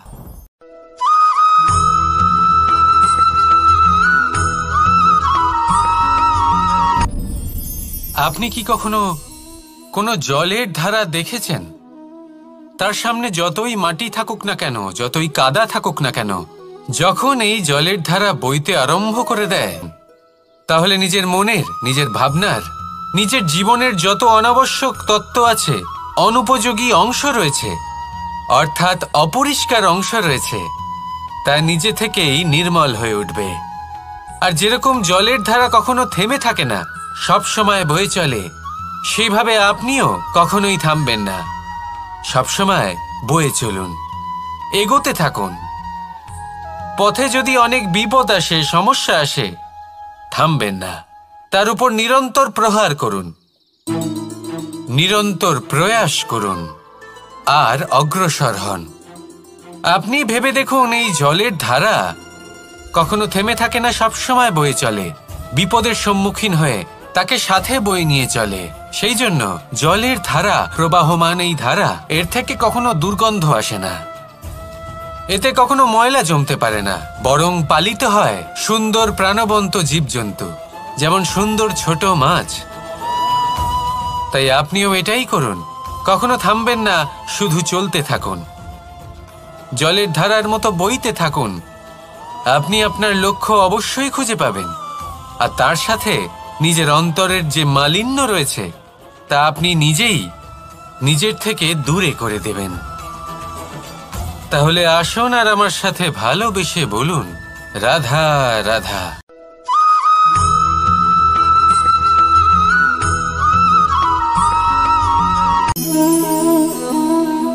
নিয়তি। রাধা আমাকে বলে, কৃষ্ণ, যদি তুমি জানো যে নিয়তিতে কি আছে, তাহলে তাকে বদলে দাও না কেন? মহাদেব আমাকে বলেন যে শ্রীকৃষ্ণ, যদি আপনি এটা জানেন যে সাম্বের নিয়তি এটাই, তাহলে আপনি তাকে বদলানোর চেষ্টা কেন করেন? কেন? কারণ আমি একজন পিতা, আর পিতার কর্তব্য এটাই, তিনি যেন সম্ভাব্য সব চেষ্টা করেন নিজের সন্তানের মঙ্গলের জন্য। নিয়তি আমি জানি, কিন্তু এটাও আমি জানি যে কর্মের থেকে বড় আর কোনো নিয়তি হতে পারে না। অভিজ্ঞতাও রয়েছে যে কর্মের হাতে নিয়তির এই চক্র বদলে যেতে পারে। তাই জীবনে যদি আপনার কখনো এমন মনে হয় যে এটা তো অসম্ভব, তখনও চেষ্টা করা কখনোই ছাড়বেন না। কে বলতে পারে আপনারই কর্মের কোনো এক বীজ হয়তো নিয়তির চাকায় আটকে গেল, আর নিয়তিকে নিজের পথ পাল্টাতে হলো, ঠিক কি না? সেই জন্য নিয়তিকে ভাগ্য মেনে নিয়ে চুপ করে বসে থাকবেন না। নিজের নিয়তি স্বয়ং নিজের কর্মের দ্বারা নির্ধারিত করুন, কারণ আপনার এই কর্মের ওপরেই আপনার অধিকার রয়েছে, আর এই অধিকারকে নিয়তি অনেক সময় সম্মানও করে।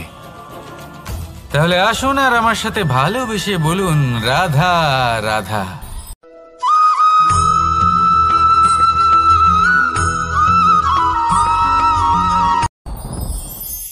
সাথী। সাথী এই শব্দটির ব্যাখ্যা কে কিভাবে করে?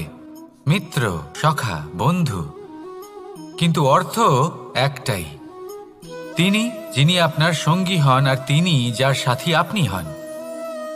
এবার সব থেকে বড় প্রশ্ন হলো এটাই যে তিনি কে হতে পারেন যাকে আপনি আপনার সাথী বলে মেনে নিতে পারেন, নিজের সখা, নিজের মিত্র, নিজের বন্ধু মেনে নিতে পারেন। আপনার সাথী হলেন তিনি যিনি দুঃখের সময় আপনার পাশে থাকবেন, আপনার হাত ধরে থাকবেন। আপনার সাথী হলেন তিনি যার হাত আপনি নিজের সুখের দিনে ধরে থাকবেন।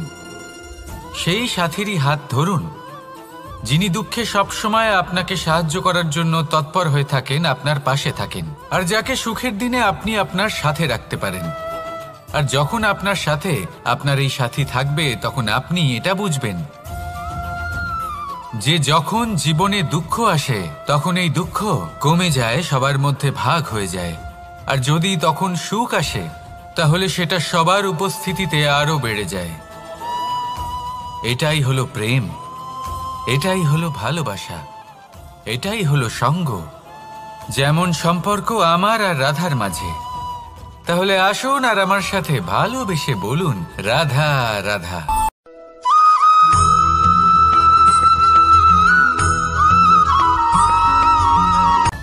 ঠোঁটে খাবার পরিবেশন করে, কিন্তু যেই সেই সন্তানেরা হৃষ্টপুষ্ট হয়ে যায় এবং সেই কথা বাজ নিজে বুঝতে পেরে যায়, সেই বাজ নিজেই সেই বাসা ছিন্ন ভিন্ন করে দেয়। সেই সন্তান যাদের সবেমাত্র ডানা গজিয়েছে, কিভাবে উঠতে হয় তারা জানে না, সেই সন্তানগুলিকে উচ্চতা থেকে ঠেলে দেয়। সেই সন্তান প্রথমে ভয়ভীত হয়ে যায়, তারা সামনে মৃত্যুকে দেখতে পেয়ে ভয়ের কারণে তাদের ডানা ঝাপটাতে থাকে। আর সেই প্রক্রিয়াতেই সেই সন্তানগুলি উড়তে শুরু করে দেয়। এবার এই ঘটনায় আমরা কি শিক্ষা পেতে পারি? এটাই, যদি আপনি মাতা পিতা হন তাহলে নিজের সন্তানকে অবশ্যই স্নেহ করুন, কিন্তু তাদেরকে নিজের আঁচলের তলায় বেঁধে রাখবেন না। যদি আপনি চান আপনার সন্তান জীবনে উন্নতি করুক, তাহলে নিজের মুঠো থেকে তাদের স্বতন্ত্র করে দিন।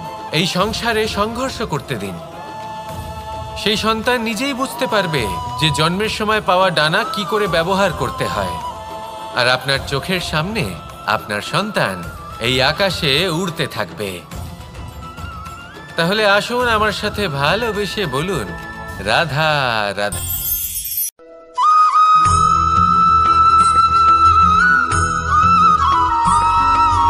বসন্ত ঋতু, এই সময় মন আনন্দে ভরে থাকে।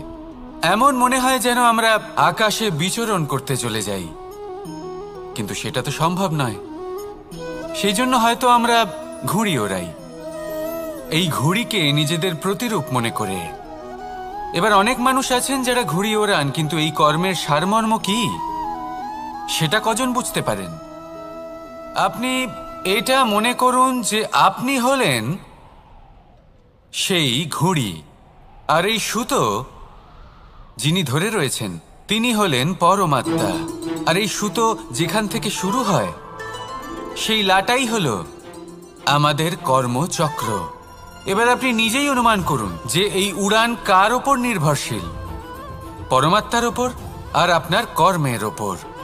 যদি পরমাত্মা আপনার হাত ধরে থাকেন, আপনার সাথে থাকেন, যদি আপনি শুভ কর্ম করতে থাকেন, আপনি এই আকাশে উড়তে থাকবেন। কিন্তু কোথাও যদি পরমাত্মার সাথে এই বন্ধন ছিন্ন হয়, আপনার কর্মচক্র খারাপ হয়ে যায় বা থেমে যায়, তাহলে আপনার এই ঘুড়ি কেটে যাবে আর দূরে কোনো গাছের ডালে গিয়ে আটকে যাবে। তাই শুধুমাত্র ঘুড়ি ওড়াবেন না, তার থেকে শিখুন, পরমাত্মার সাহচর্যে থাকুন, সবসময় শুভ কর্ম করতে থাকুন আর সবসময় এই আকাশে উড়তে থাকুন।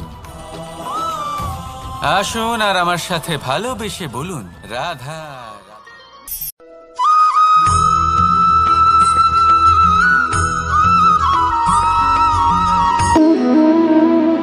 সম্পর্ক হলো আমাদের জীবনের একটি আধার।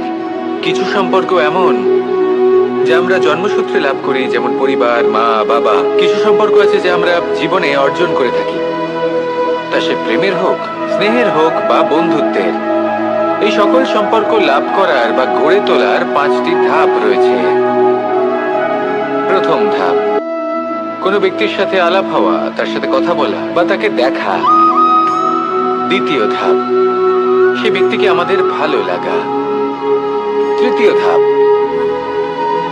আমাদের এটা চাইতে শুরু করা যে জীবনে এই ব্যক্তি যেন আমাদের বন্ধু হন, আমাদের জীবনে থাকেন, বা আমাদের কাউকে ভালোবেসে ফেলা আর এটা আমাদের ভাবা বা চাওয়া যে সেই ব্যক্তি যেন আজীবন আমার সাথে থাকেন, আমার জীবনে আমার সাথী হয়ে।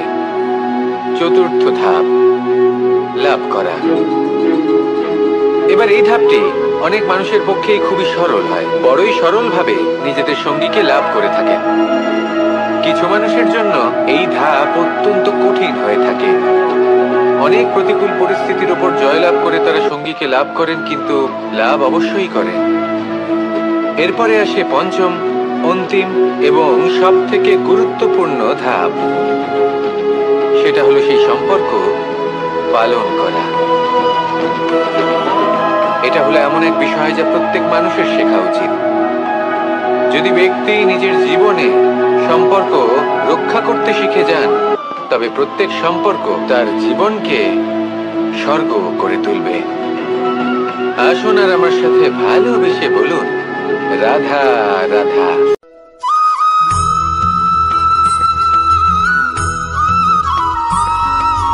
জীবনে যখন কোনো ব্যক্তি নিজের লক্ষ্য প্রাপ্তির জন্য নিরন্তর পরিশ্রম করতে থাকেন, চেষ্টা করতে থাকেন, তখন তিনি কষ্ট অনুভব করেন।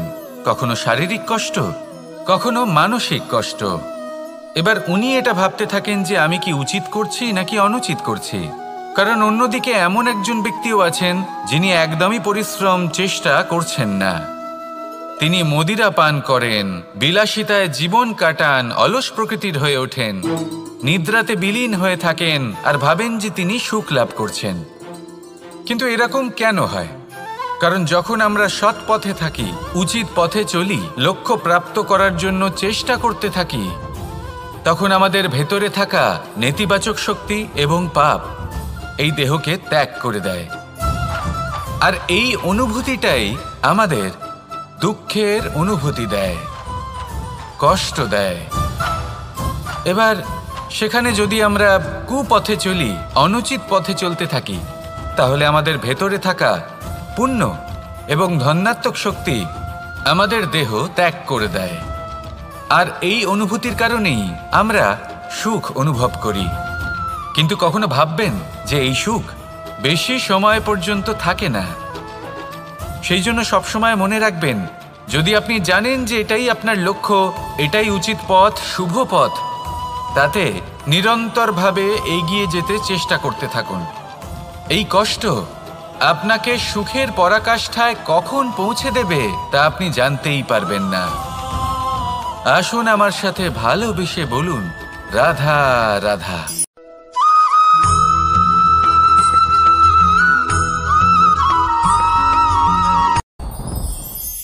সাথী। সাথী এই শব্দটির ব্যাখ্যা কে কিভাবে করে? মিত্র, সখা, বন্ধু। কিন্তু অর্থ একটাই, তিনি যিনি আপনার সঙ্গী হন আর তিনি যার সাথী আপনি হন। এবার সব থেকে বড় প্রশ্ন হলো এটাই যে তিনি কে হতে পারেন যাকে আপনি আপনার সাথী বলে মেনে নিতে পারেন, নিজের সখা, নিজের মিত্র, নিজের বন্ধু মেনে নিতে পারেন। আপনার সাথী হলেন তিনি যিনি দুঃখের সময় আপনার পাশে থাকবেন, আপনার হাত ধরে থাকবেন। আপনার সাথী হলেন তিনি যার হাত আপনি নিজের সুখের দিনে ধরে থাকবেন। সেই সাথীরই হাত ধরুন যিনি দুঃখে সবসময় আপনাকে সাহায্য করার জন্য তৎপর হয়ে থাকেন, আপনার পাশে থাকেন, আর যাকে সুখের দিনে আপনি আপনার সাথে রাখতে পারেন। আর যখন আপনার সাথে আপনার এই সাথী থাকবে, তখন আপনি এটা বুঝবেন যে যখন জীবনে দুঃখ আসে, তখন এই দুঃখ কমে যায়, সবার মধ্যে ভাগ হয়ে যায়। আর যদি তখন সুখ আসে, তাহলে সেটা সবার উপস্থিতিতে আরো বেড়ে যায়। এটাই হলো প্রেম, এটাই হলো ভালোবাসা, এটাই হলো সঙ্গ। যেমন সম্পর্ক আমার আর রাধার মাঝে। তাহলে আসুন আর আমার সাথে ভালোবেসে বলুন, রাধা রাধা।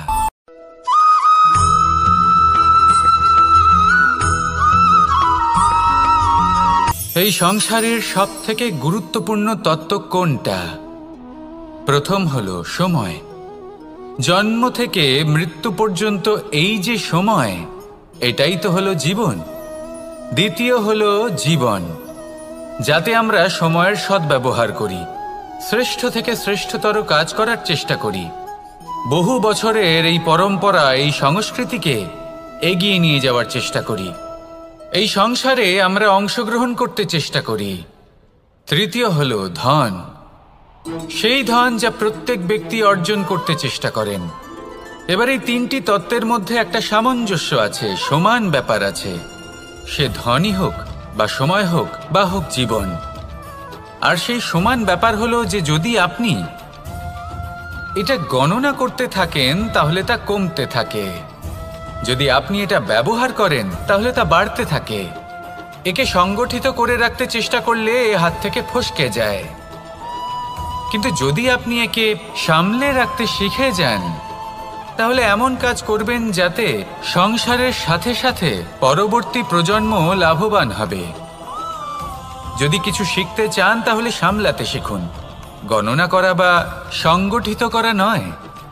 আসুন আর আমার সাথে ভালোবেসে বলুন, রাধা রাধা।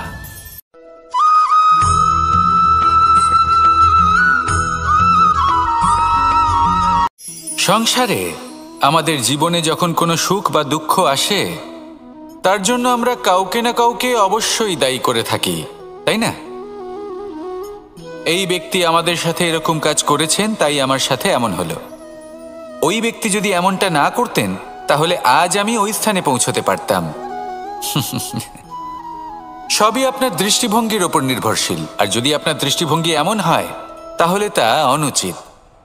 সত্যি কথা বলতে এই সংসারে ভিন্ন ভিন্ন ধরনের মানুষ আছে। এটা আপনার ওপর নির্ভর করছে কিভাবে তাদের স্বাগত জানাবেন। একবার ভাবুন, আমি আমার দুটো হাত সামনে নিয়ে এলাম, দুটো মুঠো খুলে দিলাম। দুই প্রকারের মানুষ আসবেন, কিছু না কিছু দিয়ে যাবেন। এই মুঠো যদি আমি বন্ধ করে দিই তাহলে না কেউ আমাকে কিছু দিতে পারবে, না আমার কিছু যাবে আসবে। নিশ্চয়ই বুঝতে পারছেন এই দুই ধরনের ব্যক্তি কারা এবং তারা কি দিয়ে যান। আমি যদি নিজের মুঠো খুলে দিই তাহলে কিছু ভালো মানুষ আসবেন, আমাকে আনন্দ, সন্তুষ্টি, জ্ঞান প্রদান করে যাবেন, ভালো অভিজ্ঞতা দিয়ে যাবেন। কোনো খারাপ ব্যক্তি যদি আসেন তাহলে তিনিও খারাপ অভিজ্ঞতা দেবেন, যার থেকে আমি শিক্ষা লাভ করব। এই সব কিছু আমি লাভ করতে পারি। মুঠো যদি বন্ধ করে রাখি তাহলে আমি কিছুই পাবো না। দেখুন, এই সংসারে প্রত্যেকের জীবনে এইরকম। প্রত্যেকের জীবনে সবকিছুই আছে, ভালো খারাপ দুই মানুষই আছে। ভালো অভিজ্ঞতা আছে, খারাপ অভিজ্ঞতা আছে। নির্ভর করছে আপনার ওপর যে আপনি কি করবেন, এনাদের স্বাগত কিভাবে জানাবেন, কার থেকে কি বুঝবেন, কি শিখতে পারবেন, আর কোন দৃষ্টিভঙ্গি নিয়ে অগ্রসর হবেন। এটাই নির্ধারণ করবে যে আপনার জীবন কেমন হবে। আসুন আমার সাথে ভালোবেসে বলুন, রাধা রাধা।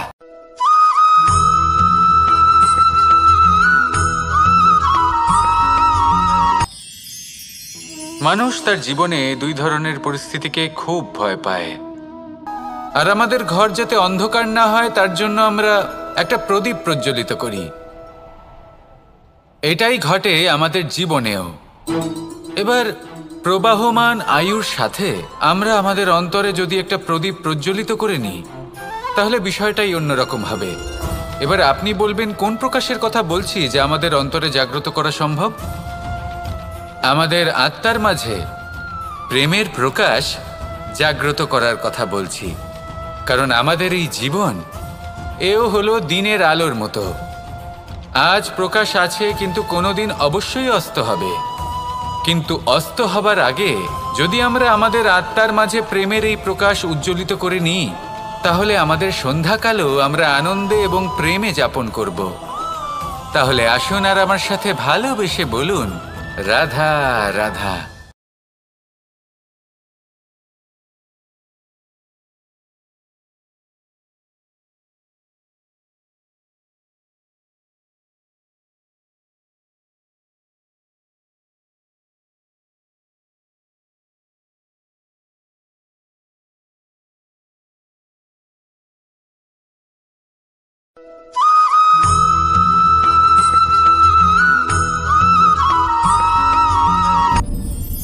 আপনি কি কখনো কোনো জলের ধারা দেখেছেন?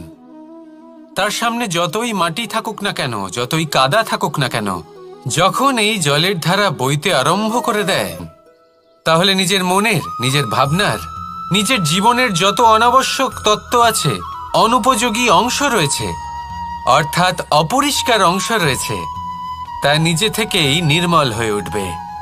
আর যেরকম জলের ধারা কখনো থেমে থাকে না, সব সময় বয়ে চলে, সেইভাবে আপনিও কখনোই থামবেন না।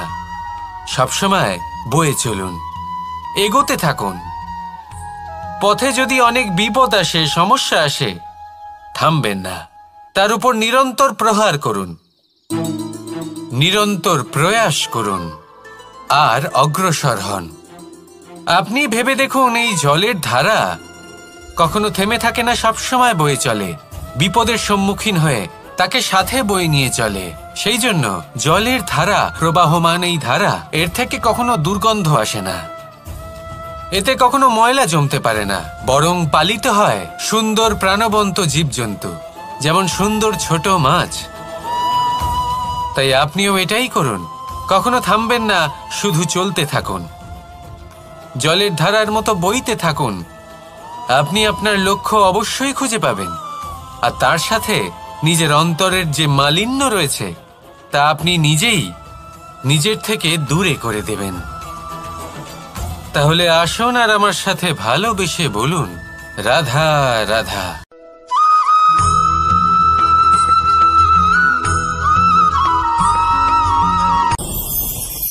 ভয়ের সাথে আমরা সবাই পরিচিত, কষ্টও আমরা সবাই পেয়েছি। কখনো কখনো আমরা অসুস্থ হয়ে পড়ি, আর এমন সময় হলে মাতার মমতা, কখনো বাবার স্নেহ, কখনো বন্ধুদের পাশে থাকার অনুভূতি আমাদের রোগ নিরাময়ে সাহায্য করে। কখনো যদি আমরা নিরাশ হয়ে পড়ি, তখন যদি আমাদের কোনো আপনজন আমাদের দুটো ভালো কথা বলে, তখন আমাদের মনোবল বেড়ে যায়। ঠিক তেমন সংসারের এই রঙ্গমঞ্চে যদি আপনি পীড়িত অনুভব করেন, কিছু শুভ কথা আলোচনা করুন, কিছু স্তুতি গান করুন, কিছু মুহূর্তের জন্য হলেও নিজের ইষ্টদেবের কথা স্মরণ করুন আর প্রার্থনা করুন। সাহস বাড়বে, শক্তিও বৃদ্ধি পাবে এবং সামনে এগিয়ে চলার পথও দেখতে পাবেন। তখন এই মন প্রসন্ন হয়ে বলবে, রাধা রাধা।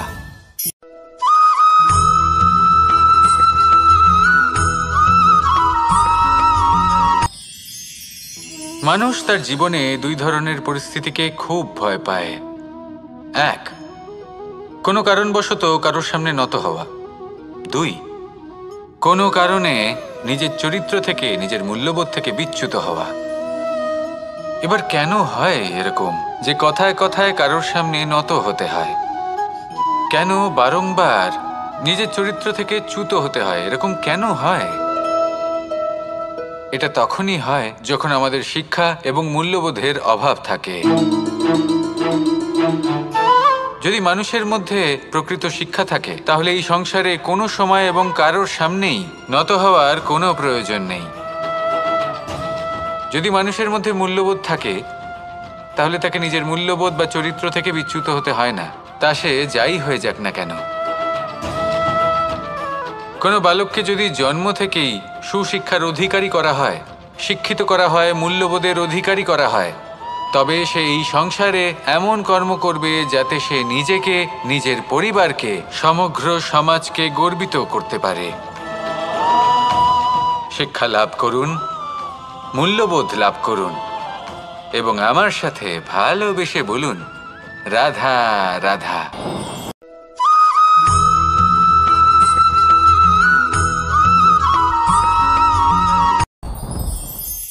সাথী। সাথী এই শব্দটির ব্যাখ্যা কে কিভাবে করে? মিত্র, সখা, বন্ধু। কিন্তু অর্থ একটাই, তিনি যিনি আপনার সঙ্গী হন আর তিনি যার সাথী আপনি হন। এবার সব থেকে বড় প্রশ্ন হলো এটাই যে তিনি কে হতে পারেন যাকে আপনি আপনার সাথী বলে মেনে নিতে পারেন, নিজের সখা, নিজের মিত্র, নিজের বন্ধু মেনে নিতে পারেন।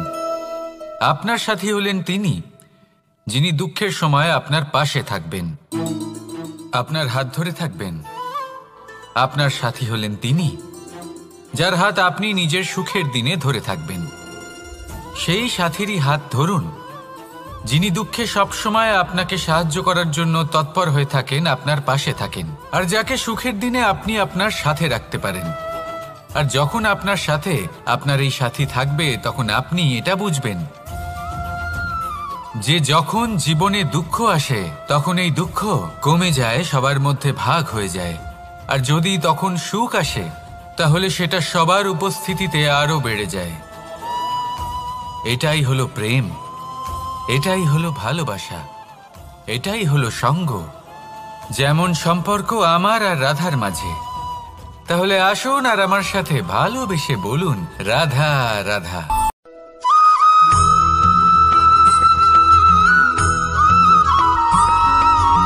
কখনো কখনো আমরা ভাবি যে কোনো ব্যক্তি যিনি ধর্মের পথে চলেছেন, যদি তার দ্বারা কোনো ভুল হয়ে থাকে, তাহলে নিয়তি তাকে সেই মুহূর্তেই কঠোর শাস্তি দেন। কিন্তু সেই সব মানুষ যারা সংসারের সবথেকে বড় অধর্মী, বহু নিকৃষ্ট মানের কাজ করেন, তাদের নিয়তি অনেক সুযোগ দেন। তাদের নিয়তি এরকম কঠোর প্রহার করেন না। এই ভাবনা কখনো না কখনো মনে আসেই। ভেবে দেখুন কেন? আসলে জীবনকে বেশিরভাগ মানুষ একভাবেই দেখে থাকেন, বিভিন্ন স্তরে একে দেখা উচিত। এবার আপনি বলুন, এই সংসারে কোনো অধর্মী কখনো প্রেরণার উৎস হতে পারেন? কখনোই নয়। যে মানুষ নিজের আত্মাকে মলিন করে ফেলেছেন, তিনি এই সংসারকে কিভাবে প্রেরণা যোগাবেন? উনি নিজেই বুঝতে পারেন না কোনটা করা উচিত, ধর্ম কোনটা। তাই নিয়তি তাকে একটা সুযোগ দেন, এটা বোঝার সুযোগ দেন যে কোনটা উচিত, কোনটা ধর্ম। সুযোগ দেন নিজের বিবেক জাগিয়ে তোলার, তাকে সুযোগ দেন নিজের অন্তরাত্মার ডাক শোনার। যখন তাতেও কাজ হয় না, তখন নিয়তির কাছে একটাই পথ বাকি থাকে, আর তা হল মহাবিনাশ। মহাবিনাশ হয়তো দেরিতেই আসতে পারে, কিন্তু তা অবশ্যই আসবে। আর যখন মহাবিনাশ আসে, তখন মহাবিনাশের যন্ত্রণা সমগ্র মানব জীবনের যন্ত্রণার থেকে অনেক বেশি হয়। এই কথাটা সবসময় মনে রাখবেন। আর অন্যদিকে যে মানুষ ধর্মের পথে চলছেন, তার দ্বারা যদি কোনো ভুল হয়ে থাকে, তখন নিয়তি তার পরীক্ষা নেন। কিছুক্ষণের জন্য মানুষের মনে হতে পারে নিয়তি তাকে কঠোর শাস্তি দিয়েছেন।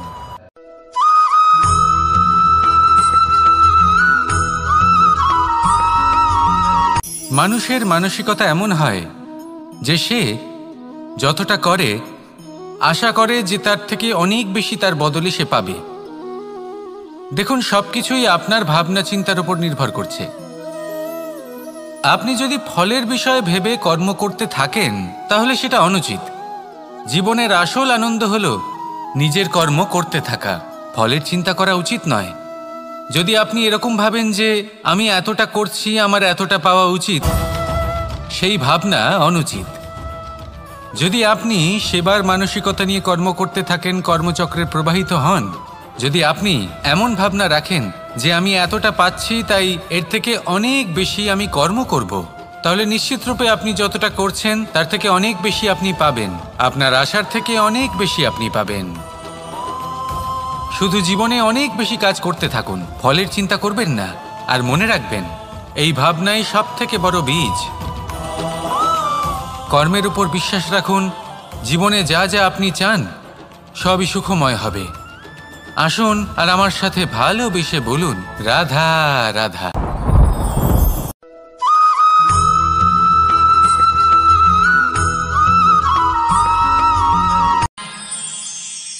আমরা সবাই সূর্যকে সম্মান কেন করি? কারণ আমরা জানি যে সন্ধেবেলা যখন সূর্যাস্ত হবে, তখন শুধুমাত্র অন্ধকার বাকি থাকবে। ঠিক কিছুটা এরকমই হয় আমাদের মাতা পিতাও, যিনি আমাদের জন্ম দেন, আমাদের ভরণ পোষণ করেন, আমাদের বড় করেন, আমাদের প্রেম প্রদান করেন।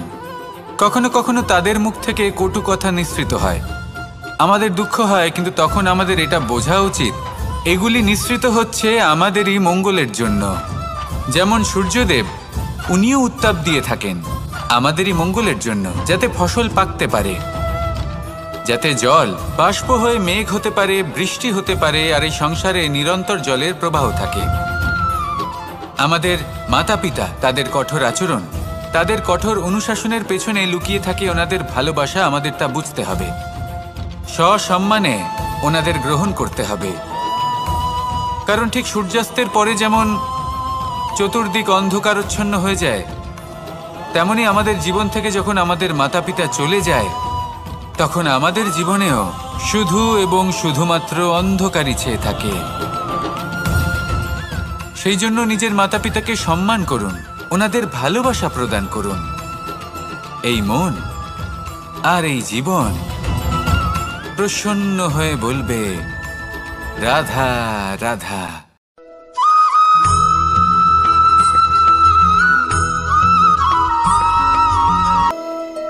যতই আঘাত প্রদান করুক না কেন, প্রেম পূর্বক সহ্য করে, আর তার বদলে অমূল্য রত্ন প্রদান করে। সন্তান যদি হাল চালায়, তাহলে তার বদলে তাকে অন্ন প্রদান করে। এটাই হলো ধরনী। এবার এর থেকে আমরা কি শিক্ষা পেতে পারি? এটাই যে কারোর জন্য কিছু করা বা কাউকে কিছু দেওয়া মনে কোনো কামনা ছাড়াই।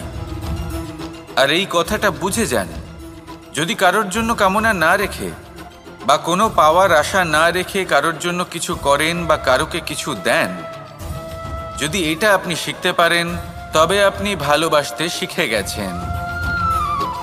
আর সেই জন্যই এই ধরিত্রীকে মাতা বলা হয়। কারণ মাতা শুধু উনি নন যিনি গর্ভে সন্তানকে ধারণ করেন, মাতা তো উনিও যিনি জীবন বাঁচতে শেখান, যিনি জীবন বাঁচার উদাহরণ প্রদান করেন। তাহলে ধরনীর থেকে এই নিঃস্বার্থ ভাব শিখুন, নিঃস্বার্থ ভালোবাসা শিখুন, আর এই ভালোবাসার সাথেই বলুন রাধা রাধা।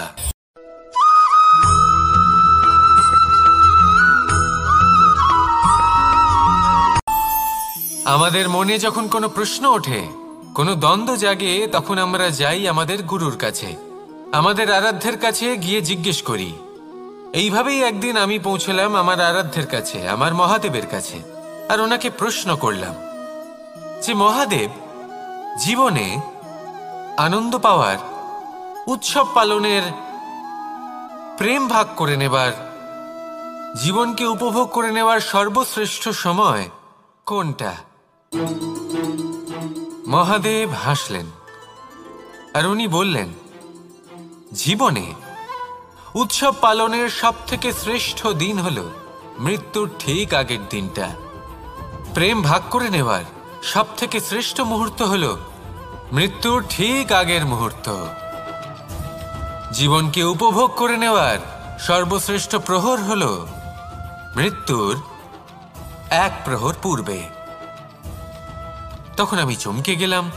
আমি বললাম, কিন্তু মহাদেব, মৃত্যু তো অনিশ্চিত, আমরা জানিও না কবে আমাদের মৃত্যু হবে। মহাদেব আবার হাসলেন। উনি বললেন যে যদি আমরা এভাবে জীবন কাটাই যে আমরা জীবনের প্রত্যেক দিন, প্রত্যেক মুহূর্ত, প্রত্যেক প্রহর শেষ বলে মনে করি, তাহলে আমাদের সমস্ত জীবন আনন্দের সাথেই অতিবাহিত হবে। কি বলেন?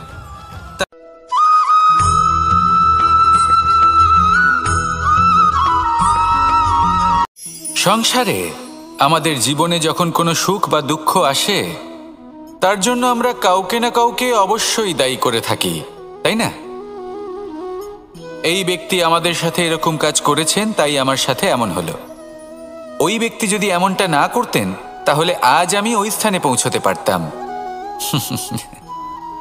সবই আপনার দৃষ্টিভঙ্গির ওপর নির্ভরশীল, আর যদি আপনার দৃষ্টিভঙ্গি এমন হয়, তাহলে তা অনুচিত। সত্যি কথা বলতে, এই সংসারে ভিন্ন ভিন্ন ধরনের মানুষ আছে।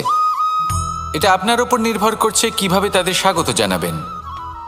একবার ভাবুন, আমি আমার দুটো হাত সামনে নিয়ে এলাম, দুটো মুঠো খুলে দিলাম। দুই প্রকারের মানুষ আসবেন, কিছু না কিছু দিয়ে যাবেন। এই মুঠো যদি আমি বন্ধ করে দিই, তাহলে না কেউ আমাকে কিছু দিতে পারবে, না আমার কিছু যাবে আসবে। নিশ্চয়ই বুঝতে পারছেন এই দুই ধরনের ব্যক্তি কারা এবং তারা কি দিয়ে যান। আমি যদি নিজের মুঠো খুলে দিই, তাহলে কিছু ভালো মানুষ আসবেন, আমাকে আনন্দ, সন্তুষ্টি, জ্ঞান প্রদান করে যাবেন, ভালো অভিজ্ঞতা দিয়ে যাবেন। কোনো খারাপ ব্যক্তি যদি আসেন, তাহলে তিনিও খারাপ অভিজ্ঞতা দেবেন, যার থেকে আমি শিক্ষা লাভ করব। এই সব কিছু আমি লাভ করতে পারি। মুঠো যদি বন্ধ করে রাখি, তাহলে আমি কিছুই পাবো না। দেখুন, এই সংসারে প্রত্যেকের জীবনে এইরকম। প্রত্যেকের জীবনে সবকিছুই আছে, ভালো খারাপ দুই মানুষই আছে, ভালো অভিজ্ঞতা আছে, খারাপ অভিজ্ঞতা আছে। নির্ভর করছে আপনার ওপর যে আপনি কি করবেন, এনাদের স্বাগত কিভাবে জানাবেন, কার থেকে কি বুঝবেন, কি শিখতে পারবেন, আর কোন দৃষ্টিভঙ্গি নিয়ে অগ্রসর হবেন। এটাই নির্ধারণ করবে যে আপনার জীবন কেমন হবে। আসুন আমার সাথে ভালোবেসে বলুন রাধা রাধা।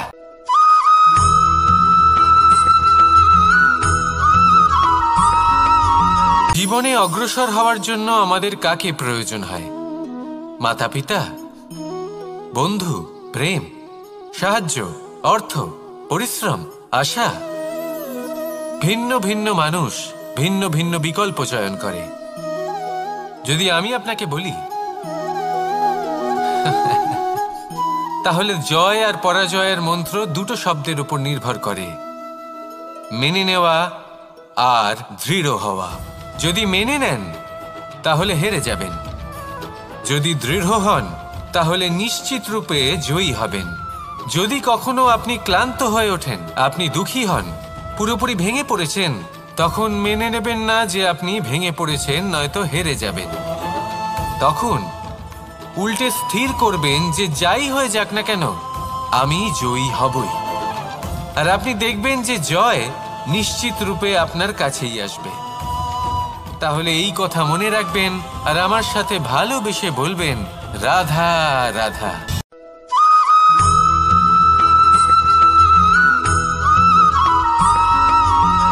ভালো, শুধু ওনাদের কঠোর ব্যবহার দেখলে আমরা একটু ভয় পেয়ে যাই। এবার ওনাদের এই কঠোর ব্যবহার আমাদের ভালো না লাগলেও অত্যন্ত আবশ্যক, কারণ মাতার থেকে আমরা যে শক্তি লাভ করি তা যেন নিয়ন্ত্রণ হারিয়ে বিধ্বংসী না হয়ে ওঠে। আমরা যেন কোনো কুপথে না চলে যাই, আমরা কখনো যেন দোষ না করে ফেলি। শুধু সেই জন্য পিতা এবং গুরু একটু কঠোর হয়ে ওঠেন, এবং ওনাদের এই কঠোর আচরণ ভবিষ্যতে গিয়ে আমরা অবশ্যই বুঝতে পারি। জীবনে কিছু বছর আমরা এগিয়ে যাই আর তারপর আমরা বুঝতে পারি যে বাবা এবং গুরু আমাদের যথেষ্ট ভালোবাসতেন, কিন্তু ওনাদের ভালোবাসার বহিঃপ্রকাশ আলাদা। প্রয়োজনীয় হলো এটা দেখার, এটা বোঝার যে শুরু থেকে আমাদের প্রতি ওনাদের আচরণ কেমন ছিল।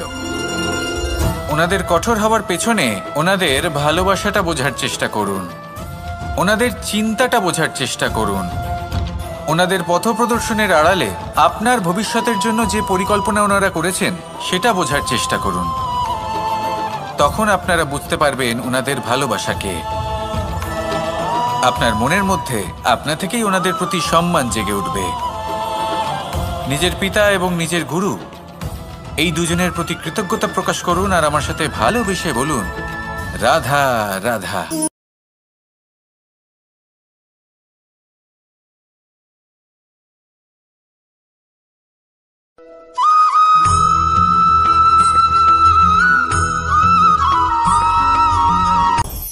আপনি কখনো পর্বতের শিখরে উঠেছেন? আপনি দেখতে পাবেন পর্বতের পদতলে প্রচুর সুন্দর ফুল রয়েছে, সবুজ বনানী রয়েছে। যত আপনি ওপরে উঠতে থাকবেন তত ফুল কমতে থাকবে, সবুজ বনানী কমতে থাকবে। আরও কিছুটা ওপরে উঠলে কাঁটা জাতীয় গাছ দেখতে পাবেন, শুকনো গাছ দেখতে পাবেন। আরও যদি ওপরে ওঠেন তাহলে পাষাণ দেখতে পাবেন। আরও ওপরে উঠলে হিমখণ্ড দেখতে পাবেন। এই যে পর্বত, তা মনুষ্য জীবনের সবথেকে উত্তম উদাহরণ।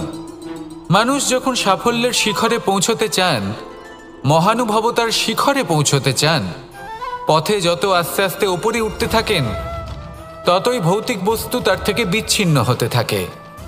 যদি তিনি সেই ভৌতিক বস্তুগুলি ত্যাগ না করতে পারেন তাহলে কখনোই সেই স্থানে পৌঁছতে পারবেন না।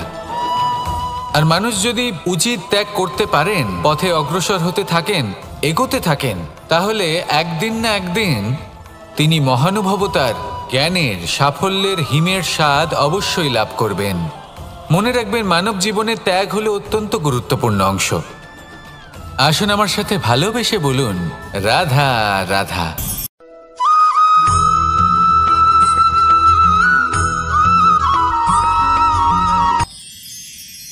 মানুষ তার জীবনে দুই ধরনের পরিস্থিতিকে খুব ভয় পায়।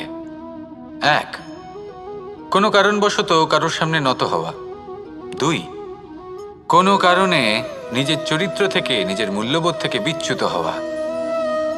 এবার কেন হয় এরকম যে কথায় কথায় কারোর সামনে নত হতে হয়? কেন বারংবার নিজের চরিত্র থেকে চ্যুত হতে হয়? এরকম কেন হয়?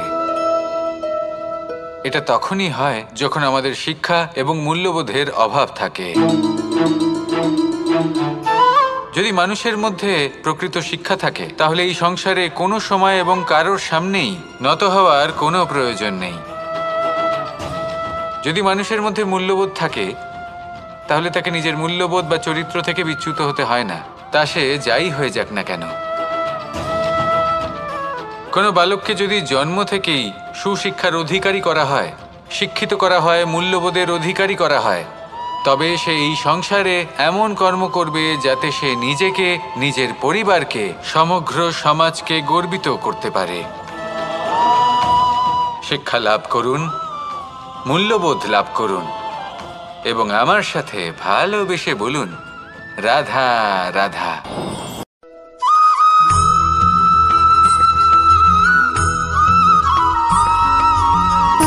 সুখ, দুঃখ এবং শক্তি, এই তিন হলো এই সংসারের ত্রিদেবের মতো। আমাদের জীবনে যা কিছু ঘটছে এই তিনটির ভিত্তির উপরেই হচ্ছে। এটা জানার জন্য আপনার পরীক্ষা নেয় যে আপনি যা কিছুই লাভ করেছেন আপনি কি আদৌ সেটার যোগ্য কিনা। ঠিক সেইভাবেই এই সুখ, দুঃখ এবং শক্তি আপনার পরীক্ষা নিয়ে থাকে। যখন সুখ আসে তখন সে আপনার পরীক্ষা নেয় যে আপনার মধ্যে অহংবোধ জাগ্রত হয়নি তো। যদি অহংবোধ চলে আসে তাহলে সুখ সেখানেই সঙ্গ ত্যাগ করে।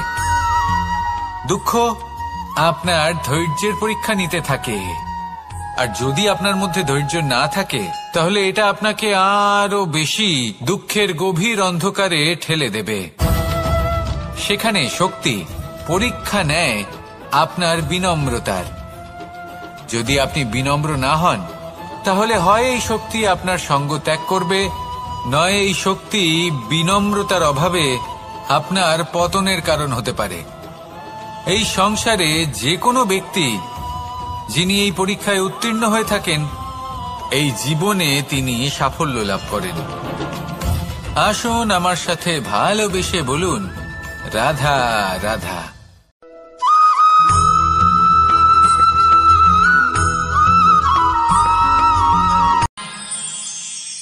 আমরা সবাই সূর্যকে সম্মান কেন করি? কারণ আমরা জানি যে সন্ধেবেলা যখন সূর্যাস্ত হবে তখন শুধুমাত্র অন্ধকার বাকি থাকবে। ঠিক কিছুটা এরকমই হয় আমাদের মাতা পিতাও, যিনি আমাদের জন্ম দেন, আমাদের ভরণ পোষণ করেন, আমাদের বড় করেন, আমাদের প্রেম প্রদান করেন। কখনো কখনো তাদের মুখ থেকে কটু কথা নিঃসৃত হয়, আমাদের দুঃখ হয়, কিন্তু তখন আমাদের এটা বোঝা উচিত এগুলি নিঃসৃত হচ্ছে আমাদেরই মঙ্গলের জন্য। যেমন সূর্যদেব, উনিও উত্তাপ দিয়ে থাকেন আমাদেরই মঙ্গলের জন্য, যাতে ফসল পাকতে পারে, যাতে জল বাষ্প হয়ে মেঘ হতে পারে, বৃষ্টি হতে পারে, আর এই সংসারে নিরন্তর জলের প্রবাহ থাকে। আমাদের মাতা পিতা, তাদের কঠোর আচরণ, তাদের কঠোর অনুশাসনের পেছনে লুকিয়ে থাকে ওনাদের ভালোবাসা। আমাদের তা বুঝতে হবে, সসম্মানে ওনাদের গ্রহণ করতে হবে। কারণ ঠিক সূর্যাস্তের পরে যেমন চতুর্দিক অন্ধকারচ্ছন্ন হয়ে যায়, তেমনি আমাদের জীবন থেকে যখন আমাদের মাতা পিতা চলে যায় তখন আমাদের জীবনেও শুধু এবং শুধুমাত্র অন্ধকারই ছেয়ে থাকে। সেই জন্য নিজের মাতা পিতাকে সম্মান করুন, ওনাদের ভালোবাসা প্রদান করুন। এই মন আর এই জীবন প্রসন্ন হয়ে বলবে, রাধা রাধা।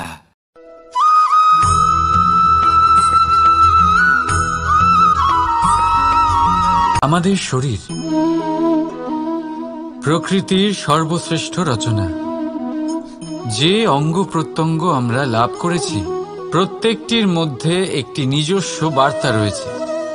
একটু ভেবে দেখুন, দুটি চোখ দিয়েছে দেখার জন্য, দুটি কান দিয়েছে শোনার জন্য, নাসিকাও আছে দুটি, দুটি হাত দিয়েছে দ্বিগুণ পরিশ্রম করার জন্য। কিন্তু জীব শুধুমাত্র একটি, তার উপরেও তীক্ষ্ণ বলিষ্ঠ দাঁত দিয়েছে তার রক্ষার জন্য। কখনো ভেবে দেখেছেন কেন?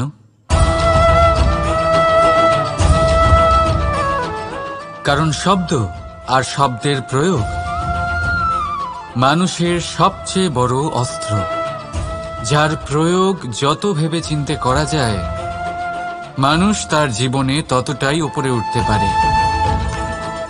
তাহলে মনে রাখুন, দেখুন, শুনুন আর বুঝুন বেশি, বলুন কম। রাধা রাধা।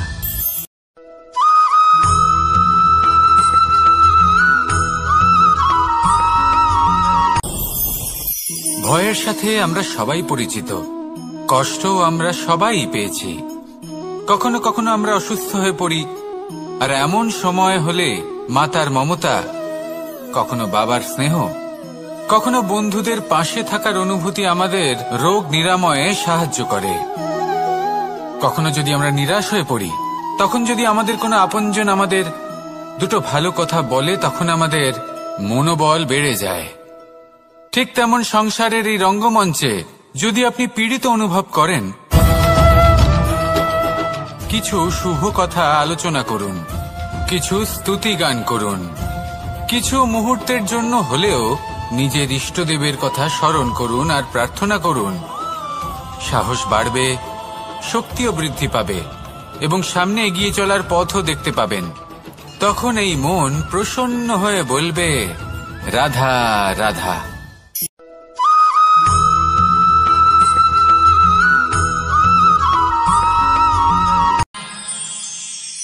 আমরা সবাই সূর্যকে সম্মান কেন করি? কারণ আমরা জানি যে সন্ধেবেলা যখন সূর্যাস্ত হবে তখন শুধুমাত্র অন্ধকার বাকি থাকবে। ঠিক কিছুটা এরকমই হয় আমাদের মাতা পিতাও, যিনি আমাদের জন্ম দেন, আমাদের ভরণ পোষণ করেন, আমাদের বড় করেন, আমাদের প্রেম প্রদান করেন। কখনো কখনো তাদের মুখ থেকে কটু কথা নিঃসৃত হয়, আমাদের দুঃখ হয়, কিন্তু তখন আমাদের এটা বোঝা উচিত এগুলি নিঃসৃত হচ্ছে আমাদেরই মঙ্গলের জন্য। যেমন সূর্যদেব, উনিও উত্তাপ দিয়ে থাকেন আমাদেরই মঙ্গলের জন্য, যাতে ফসল পাকতে পারে, যাতে জল বাষ্প হয়ে মেঘ হতে পারে, বৃষ্টি হতে পারে, আর এই সংসারে নিরন্তর জলের প্রবাহ থাকে। আমাদের মাতা পিতা, তাদের কঠোর আচরণ, তাদের কঠোর অনুশাসনের পেছনে লুকিয়ে থাকে ওনাদের ভালোবাসা। আমাদের তা বুঝতে হবে, সসম্মানে ওনাদের গ্রহণ করতে হবে। কারণ ঠিক সূর্যাস্তের পরে যেমন চতুর্দিক অন্ধকারচ্ছন্ন হয়ে যায়, তেমনি আমাদের জীবন থেকে যখন আমাদের মাতা পিতা চলে যায় তখন আমাদের জীবনেও শুধু এবং শুধুমাত্র অন্ধকারই ছেয়ে থাকে। সেই জন্য নিজের মাতা পিতাকে সম্মান করুন, ওনাদের ভালোবাসা প্রদান করুন। এই মন আর এই জীবন প্রসন্ন হয়ে বলবে, রাধা রাধা।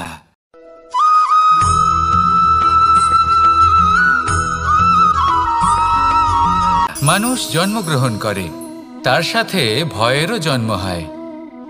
ছোটবেলা থেকেই আমাদের মনে কোনো না কোনো প্রকারের ভয় থেকেই যায়।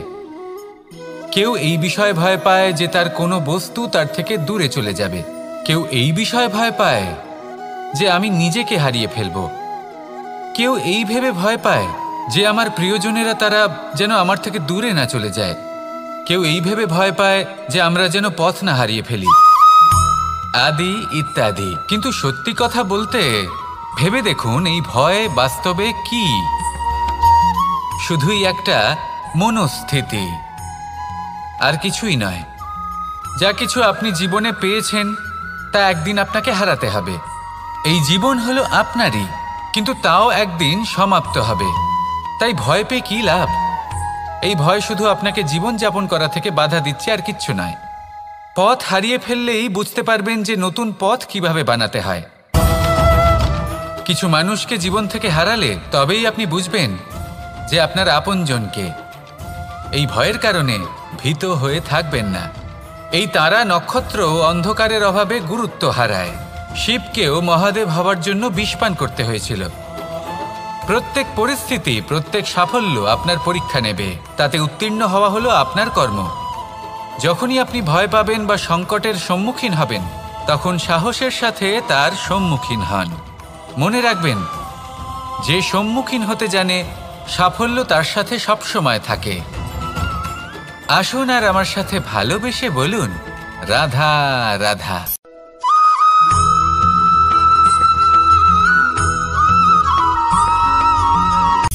সূচের শেষে একটি ছিদ্র থাকে, যার দ্বারা আমরা এই সুতো পরাতে পারি, আর তারপর সূচের সাহায্যে এই সুতো দিয়ে বস্ত্র সেলাই করা যায়। কিন্তু যদি সুতোটা সোজা করে ধরা না হয়, তাহলে সূচে কখনো এই সুতো পরানোই সম্ভব নয়। যদি এতে কোনো গিঁট পড়ে, তখন তা কখনোই এই ছিদ্র দ্বারা প্রবেশ করা সম্ভব নয়। ঠিক এইভাবেই যদি আপনি কারোর জীবনে প্রবেশ করতে চান, কারোর অন্তরে প্রবেশ করতে চান, তাহলে আপনাকেও সহজ থাকতে হবে। এতে কোনো গিঁট থাকলে চলবে না, অর্থাৎ মনে যাতে কোনো মালিন্য না থাকে, যেন কোনো কুচিন্তা না থাকে। যদি এসব থাকে, তাহলে আপনি কখনো কারোর জীবনে প্রবেশ করতে পারবেন না। আর যদি কোনোভাবে আপনি প্রবেশ করেও যান, তাহলে তার মনে ঘর করতে পারবেন না। নিজেকে এই সুতোর মতন করে তুলুন, সহজ। মনে যেন কোনো কুচিন্তা না থাকে, সবার প্রতি যেন সদ্ভাবনা থাকে, শুভ চিন্তা থাকে। এমনটা করতে থাকুন। এমন একটা দিন আসবে যেদিন এই সমস্ত সংসারের ব্যক্তির মনে আপনি বাস করবেন, আর তখন এই মন প্রসন্ন হয়ে বলবে, রাধা রাধা।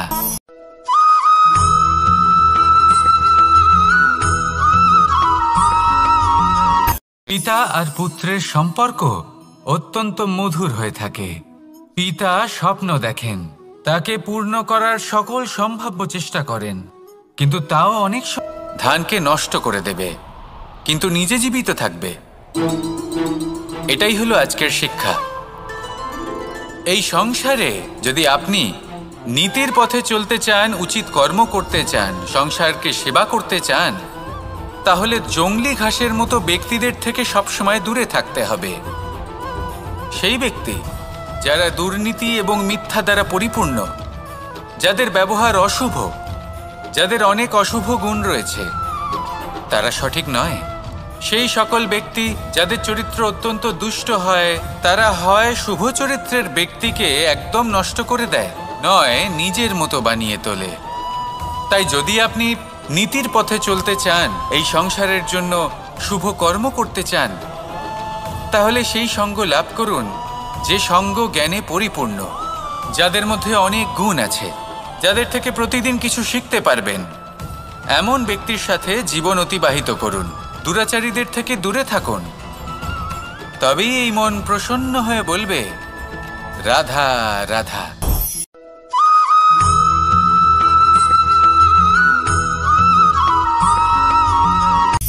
সূচের শেষে একটি ছিদ্র থাকে, যার দ্বারা আমরা এই সুতো পরাতে পারি, আর তারপর সূচের সাহায্যে এই সুতো দিয়ে বস্ত্র সেলাই করা যায়। কিন্তু যদি সুতোটা সোজা করে ধরা না হয়, তাহলে সূচে কখনো এই সুতো পরানোই সম্ভব নয়।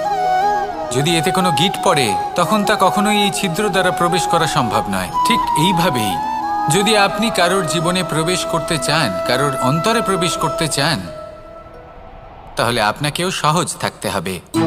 এতে কোনো গিঁট থাকলে চলবে না, অর্থাৎ মনে যাতে কোনো মালিন্য না থাকে, যেন কোনো কুচিন্তা না থাকে। যদি এসব থাকে, তাহলে আপনি কখনো কারোর জীবনে প্রবেশ করতে পারবেন না। আর যদি কোনোভাবে আপনি প্রবেশ করেও যান, তাহলে তার মনে ঘর করতে পারবেন না। নিজেকে এই সুতোর মতন করে তুলুন, সহজ। মনে যেন কোনো কুচিন্তা না থাকে, সবার প্রতি যেন সদ্ভাবনা থাকে, শুভ চিন্তা থাকে। এমনটা করতে থাকুন। এমন একটা দিন আসবে যেদিন এই সমস্ত সংসারের ব্যক্তির মনে আপনি বাস করবেন, আর তখন এই মন প্রসন্ন হয়ে বলবে, রাধা রাধা।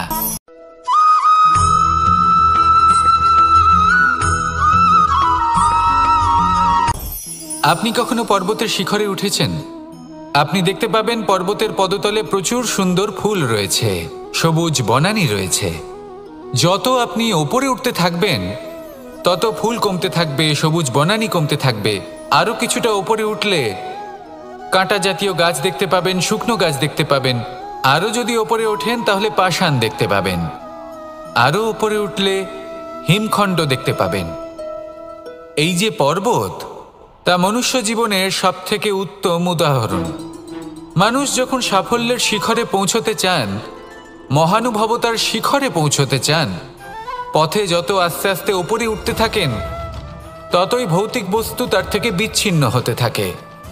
যদি তিনি সেই ভৌতিক বস্তুগুলি ত্যাগ না করতে পারেন, তাহলে কখনোই সেই স্থানে পৌঁছতে পারবেন না।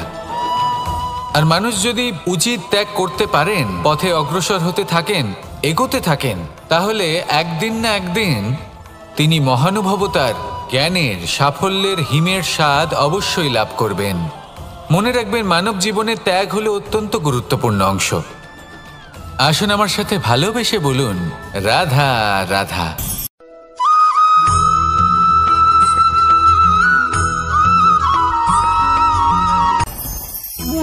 ভোজন। এবার ভোজন সংগ্রহ করার জন্য মানুষ কি না করেন, সবসময় চেষ্টা করতে থাকেন। ফসল উৎপাদনের জন্য অনেক পরিশ্রম করতে থাকেন, কিন্তু অনেক সময় অনেক পরিশ্রম করার পরেও ফসল ভালো উৎপাদন হয় না। এর কারণ কি? কারণ হলো এটাই যে আপনি পরিশ্রম হয়তো অনেক করেছেন, কিন্তু আপনার নজর তো সেই বীজের দিকে ছিলই না যা আপনি রোপণ করেছেন। সেই জন্য সবসময় কোনো বীজ রোপণ করার আগে তাকে পরখ করে দেখুন, তা অত্যন্ত আবশ্যক। আর সেইভাবেই যখনই কোনো কর্মের প্রশ্ন আসে, তাহলে সেখানে শুধুমাত্র পরিশ্রম যথেষ্ট নয়, সেই কাজের প্রতি আপনার কর্তব্য কি, আপনার উদ্দেশ্য কি, সেটা জানা হলো অত্যন্ত গুরুত্বপূর্ণ। তাই কর্ম করুন, কিন্তু সেই কর্মের প্রতি আপনার যা উদ্দেশ্য তার মাহাত্ম্য বুঝতে চেষ্টা করুন। তাহলে আসুন আমার সাথে ভালোবেসে বলুন, রাধা রাধা।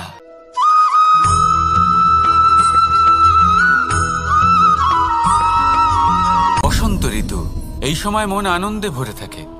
এমন মনে হয় যেন আমরা আকাশে বিচরণ করতে চলে যাই, কিন্তু সেটা তো সম্ভব নয়। সেই জন্য হয়তো আমরা ঘুড়ি ওড়াই, এই ঘুড়িকে নিজেদের প্রতিরূপ মনে করে। এবার অনেক মানুষ আছেন যারা ঘুড়ি ওড়ান, কিন্তু এই কর্মের সারমর্ম কি সেটা কজন বুঝতে পারেন? আপনি এটা মনে করুন যে আপনি হলেন সেই ঘুড়ি, আর এই সুতো যিনি ধরে রয়েছেন তিনি হলেন পরমাত্মা। আর এই সুতো যেখান থেকে শুরু হয় সেই লাটাই হলো আমাদের কর্মচক্র। এবার আপনি নিজেই অনুমান করুন যে এই উড়ান কার ওপর নির্ভরশীল, পরমাত্মার ওপর আর আপনার কর্মের ওপর। যদি পরমাত্মা আপনার হাত ধরে থাকেন, আপনার সাথে থাকেন, যদি আপনি শুভ কর্ম করতে থাকেন, আপনি এই আকাশে উড়তে থাকবেন। কিন্তু কোথাও যদি পরমাত্মার সাথে এই বন্ধন ছিন্ন হয়, আপনার কর্মচক্র খারাপ হয়ে যায় বা থেমে যায়, তাহলে আপনার এই ঘুড়ি কেটে যাবে আর দূরে কোনো গাছের ডালে গিয়ে আটকে যাবে। তাই শুধুমাত্র ঘুড়ি ওড়াবেন না, তার থেকে শিখুন, পরমাত্মার সাহচর্যে থাকুন, সবসময় শুভ কর্ম করতে থাকুন আর সবসময় এই আকাশে উড়তে থাকুন। আসুন আর আমার সাথে ভালোবেসে বলুন, রাধা রাধা।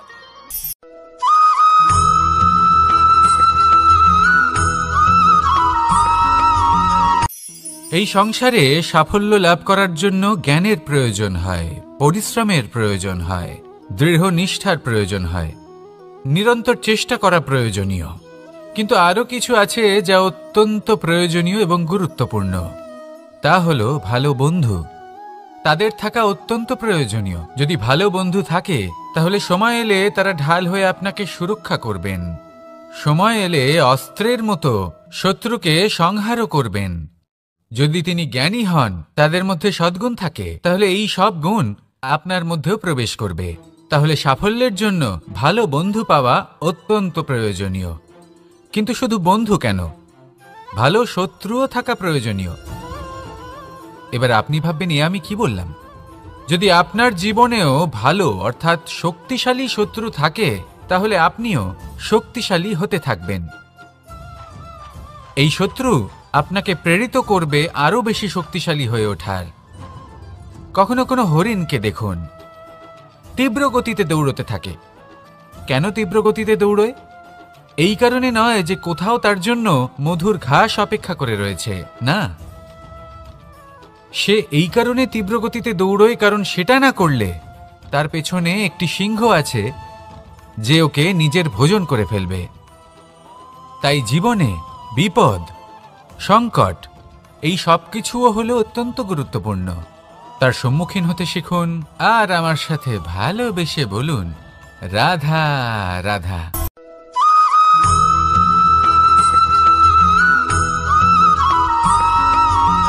ভালো, শুধু ওনাদের কঠোর ব্যবহার দেখলে আমরা একটু ভয় পেয়ে যাই। এবার ওনাদের এই কঠোর ব্যবহার আমাদের ভালো না লাগলেও অত্যন্ত আবশ্যক, কারণ মাতার থেকে আমরা যে শক্তি লাভ করি তা যেন নিয়ন্ত্রণ হারিয়ে বিধ্বংসী না হয়ে ওঠে।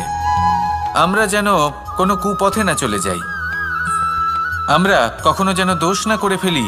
শুধু সেই জন্য পিতা এবং গুরু একটু কঠোর হয়ে ওঠেন, এবং ওনাদের এই কঠোর আচরণ ভবিষ্যতে গিয়ে আমরা অবশ্যই বুঝতে পারি জীবনে কিছু বছর আমরা এগিয়ে যাই আর তারপর আমরা বুঝতে পারি যে বাবা এবং গুরু আমাদের যথেষ্ট ভালোবাসতেন, কিন্তু ওনাদের ভালোবাসার বহিঃপ্রকাশ আলাদা। প্রয়োজনীয় হলো এটা দেখার, এটা বোঝার যে শুরু থেকে আমাদের প্রতি ওনাদের আচরণ কেমন ছিল। ওনাদের কঠোর হওয়ার পেছনে ওনাদের ভালোবাসাটা বোঝার চেষ্টা করুন, ওনাদের চিন্তাটা বোঝার চেষ্টা করুন, ওনাদের পথপ্রদর্শনের আড়ালে আপনার ভবিষ্যতের জন্য যে পরিকল্পনা ওনারা করেছেন সেটা বোঝার চেষ্টা করুন। তখন আপনারা বুঝতে পারবেন ওনাদের ভালোবাসাকে। আপনার মনের মধ্যে আপনা থেকেই ওনাদের প্রতি সম্মান জেগে উঠবে। নিজের পিতা এবং নিজের গুরু এই দুজনের প্রতি কৃতজ্ঞতা প্রকাশ করুন আর আমার সাথে ভালোবেসে বলুন, রাধা রাধা।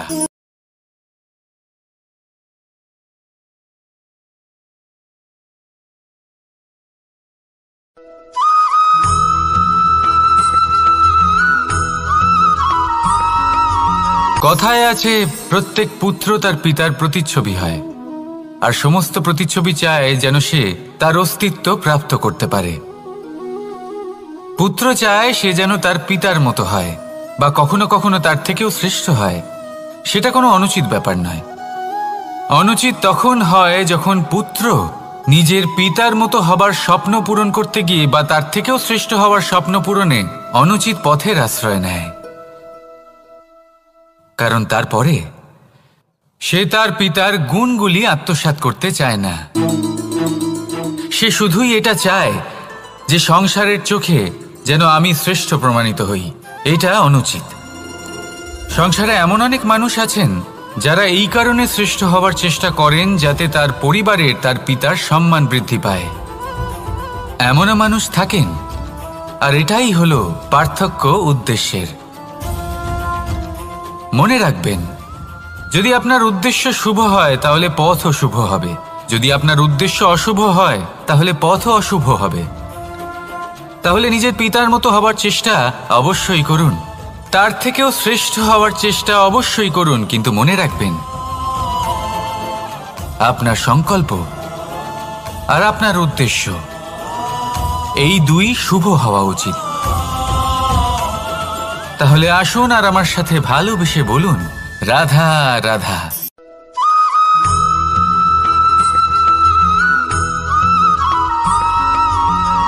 আপনি কখনো কোনো বাজকে নিজের বাসা বানাতে দেখেছেন?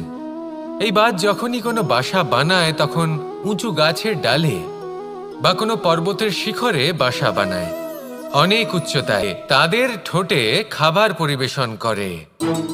কিন্তু যেই সেই সন্তানেরা হৃষ্টপুষ্ট হয়ে যায় এবং সেই কথা বাজ নিজে বুঝতে পেরে যায়, সেই বাজ নিজেই সেই বাসা ছিন্ন ভিন্ন করে দেয়। সেই সন্তান যাদের সবেমাত্র ডানা গজিয়েছে, কিভাবে উড়তে হয় তারা জানে না, সেই সন্তানগুলিকে উচ্চতা থেকে ঠেলে দেয়। সেই সন্তান প্রথমে ভয়ভীত হয়ে যায়। তারা সামনে মৃত্যুকে দেখতে পেয়ে ভয়ের কারণে তাদের ডানা ঝাপটাতে থাকে, আর সেই প্রক্রিয়াতেই সেই সন্তানগুলি উড়তে শুরু করে দেয়। এবার এই ঘটনায় আমরা কি শিক্ষা পেতে পারি? এটাই, যদি আপনি মাতা পিতা হন তাহলে নিজের সন্তানকে অবশ্যই স্নেহ করুন, কিন্তু তাদেরকে নিজের আঁচলের তলায় বেঁধে রাখবেন না। যদি আপনি চান আপনার সন্তান জীবনে উন্নতি করুক, তাহলে নিজের মুঠো থেকে তাদের স্বতন্ত্র করে দিন। এই সংসারে সংঘর্ষ করতে দিন। সেই সন্তান নিজেই বুঝতে পারবে যে জন্মের সময় পাওয়া ডানা কি করে ব্যবহার করতে হয়।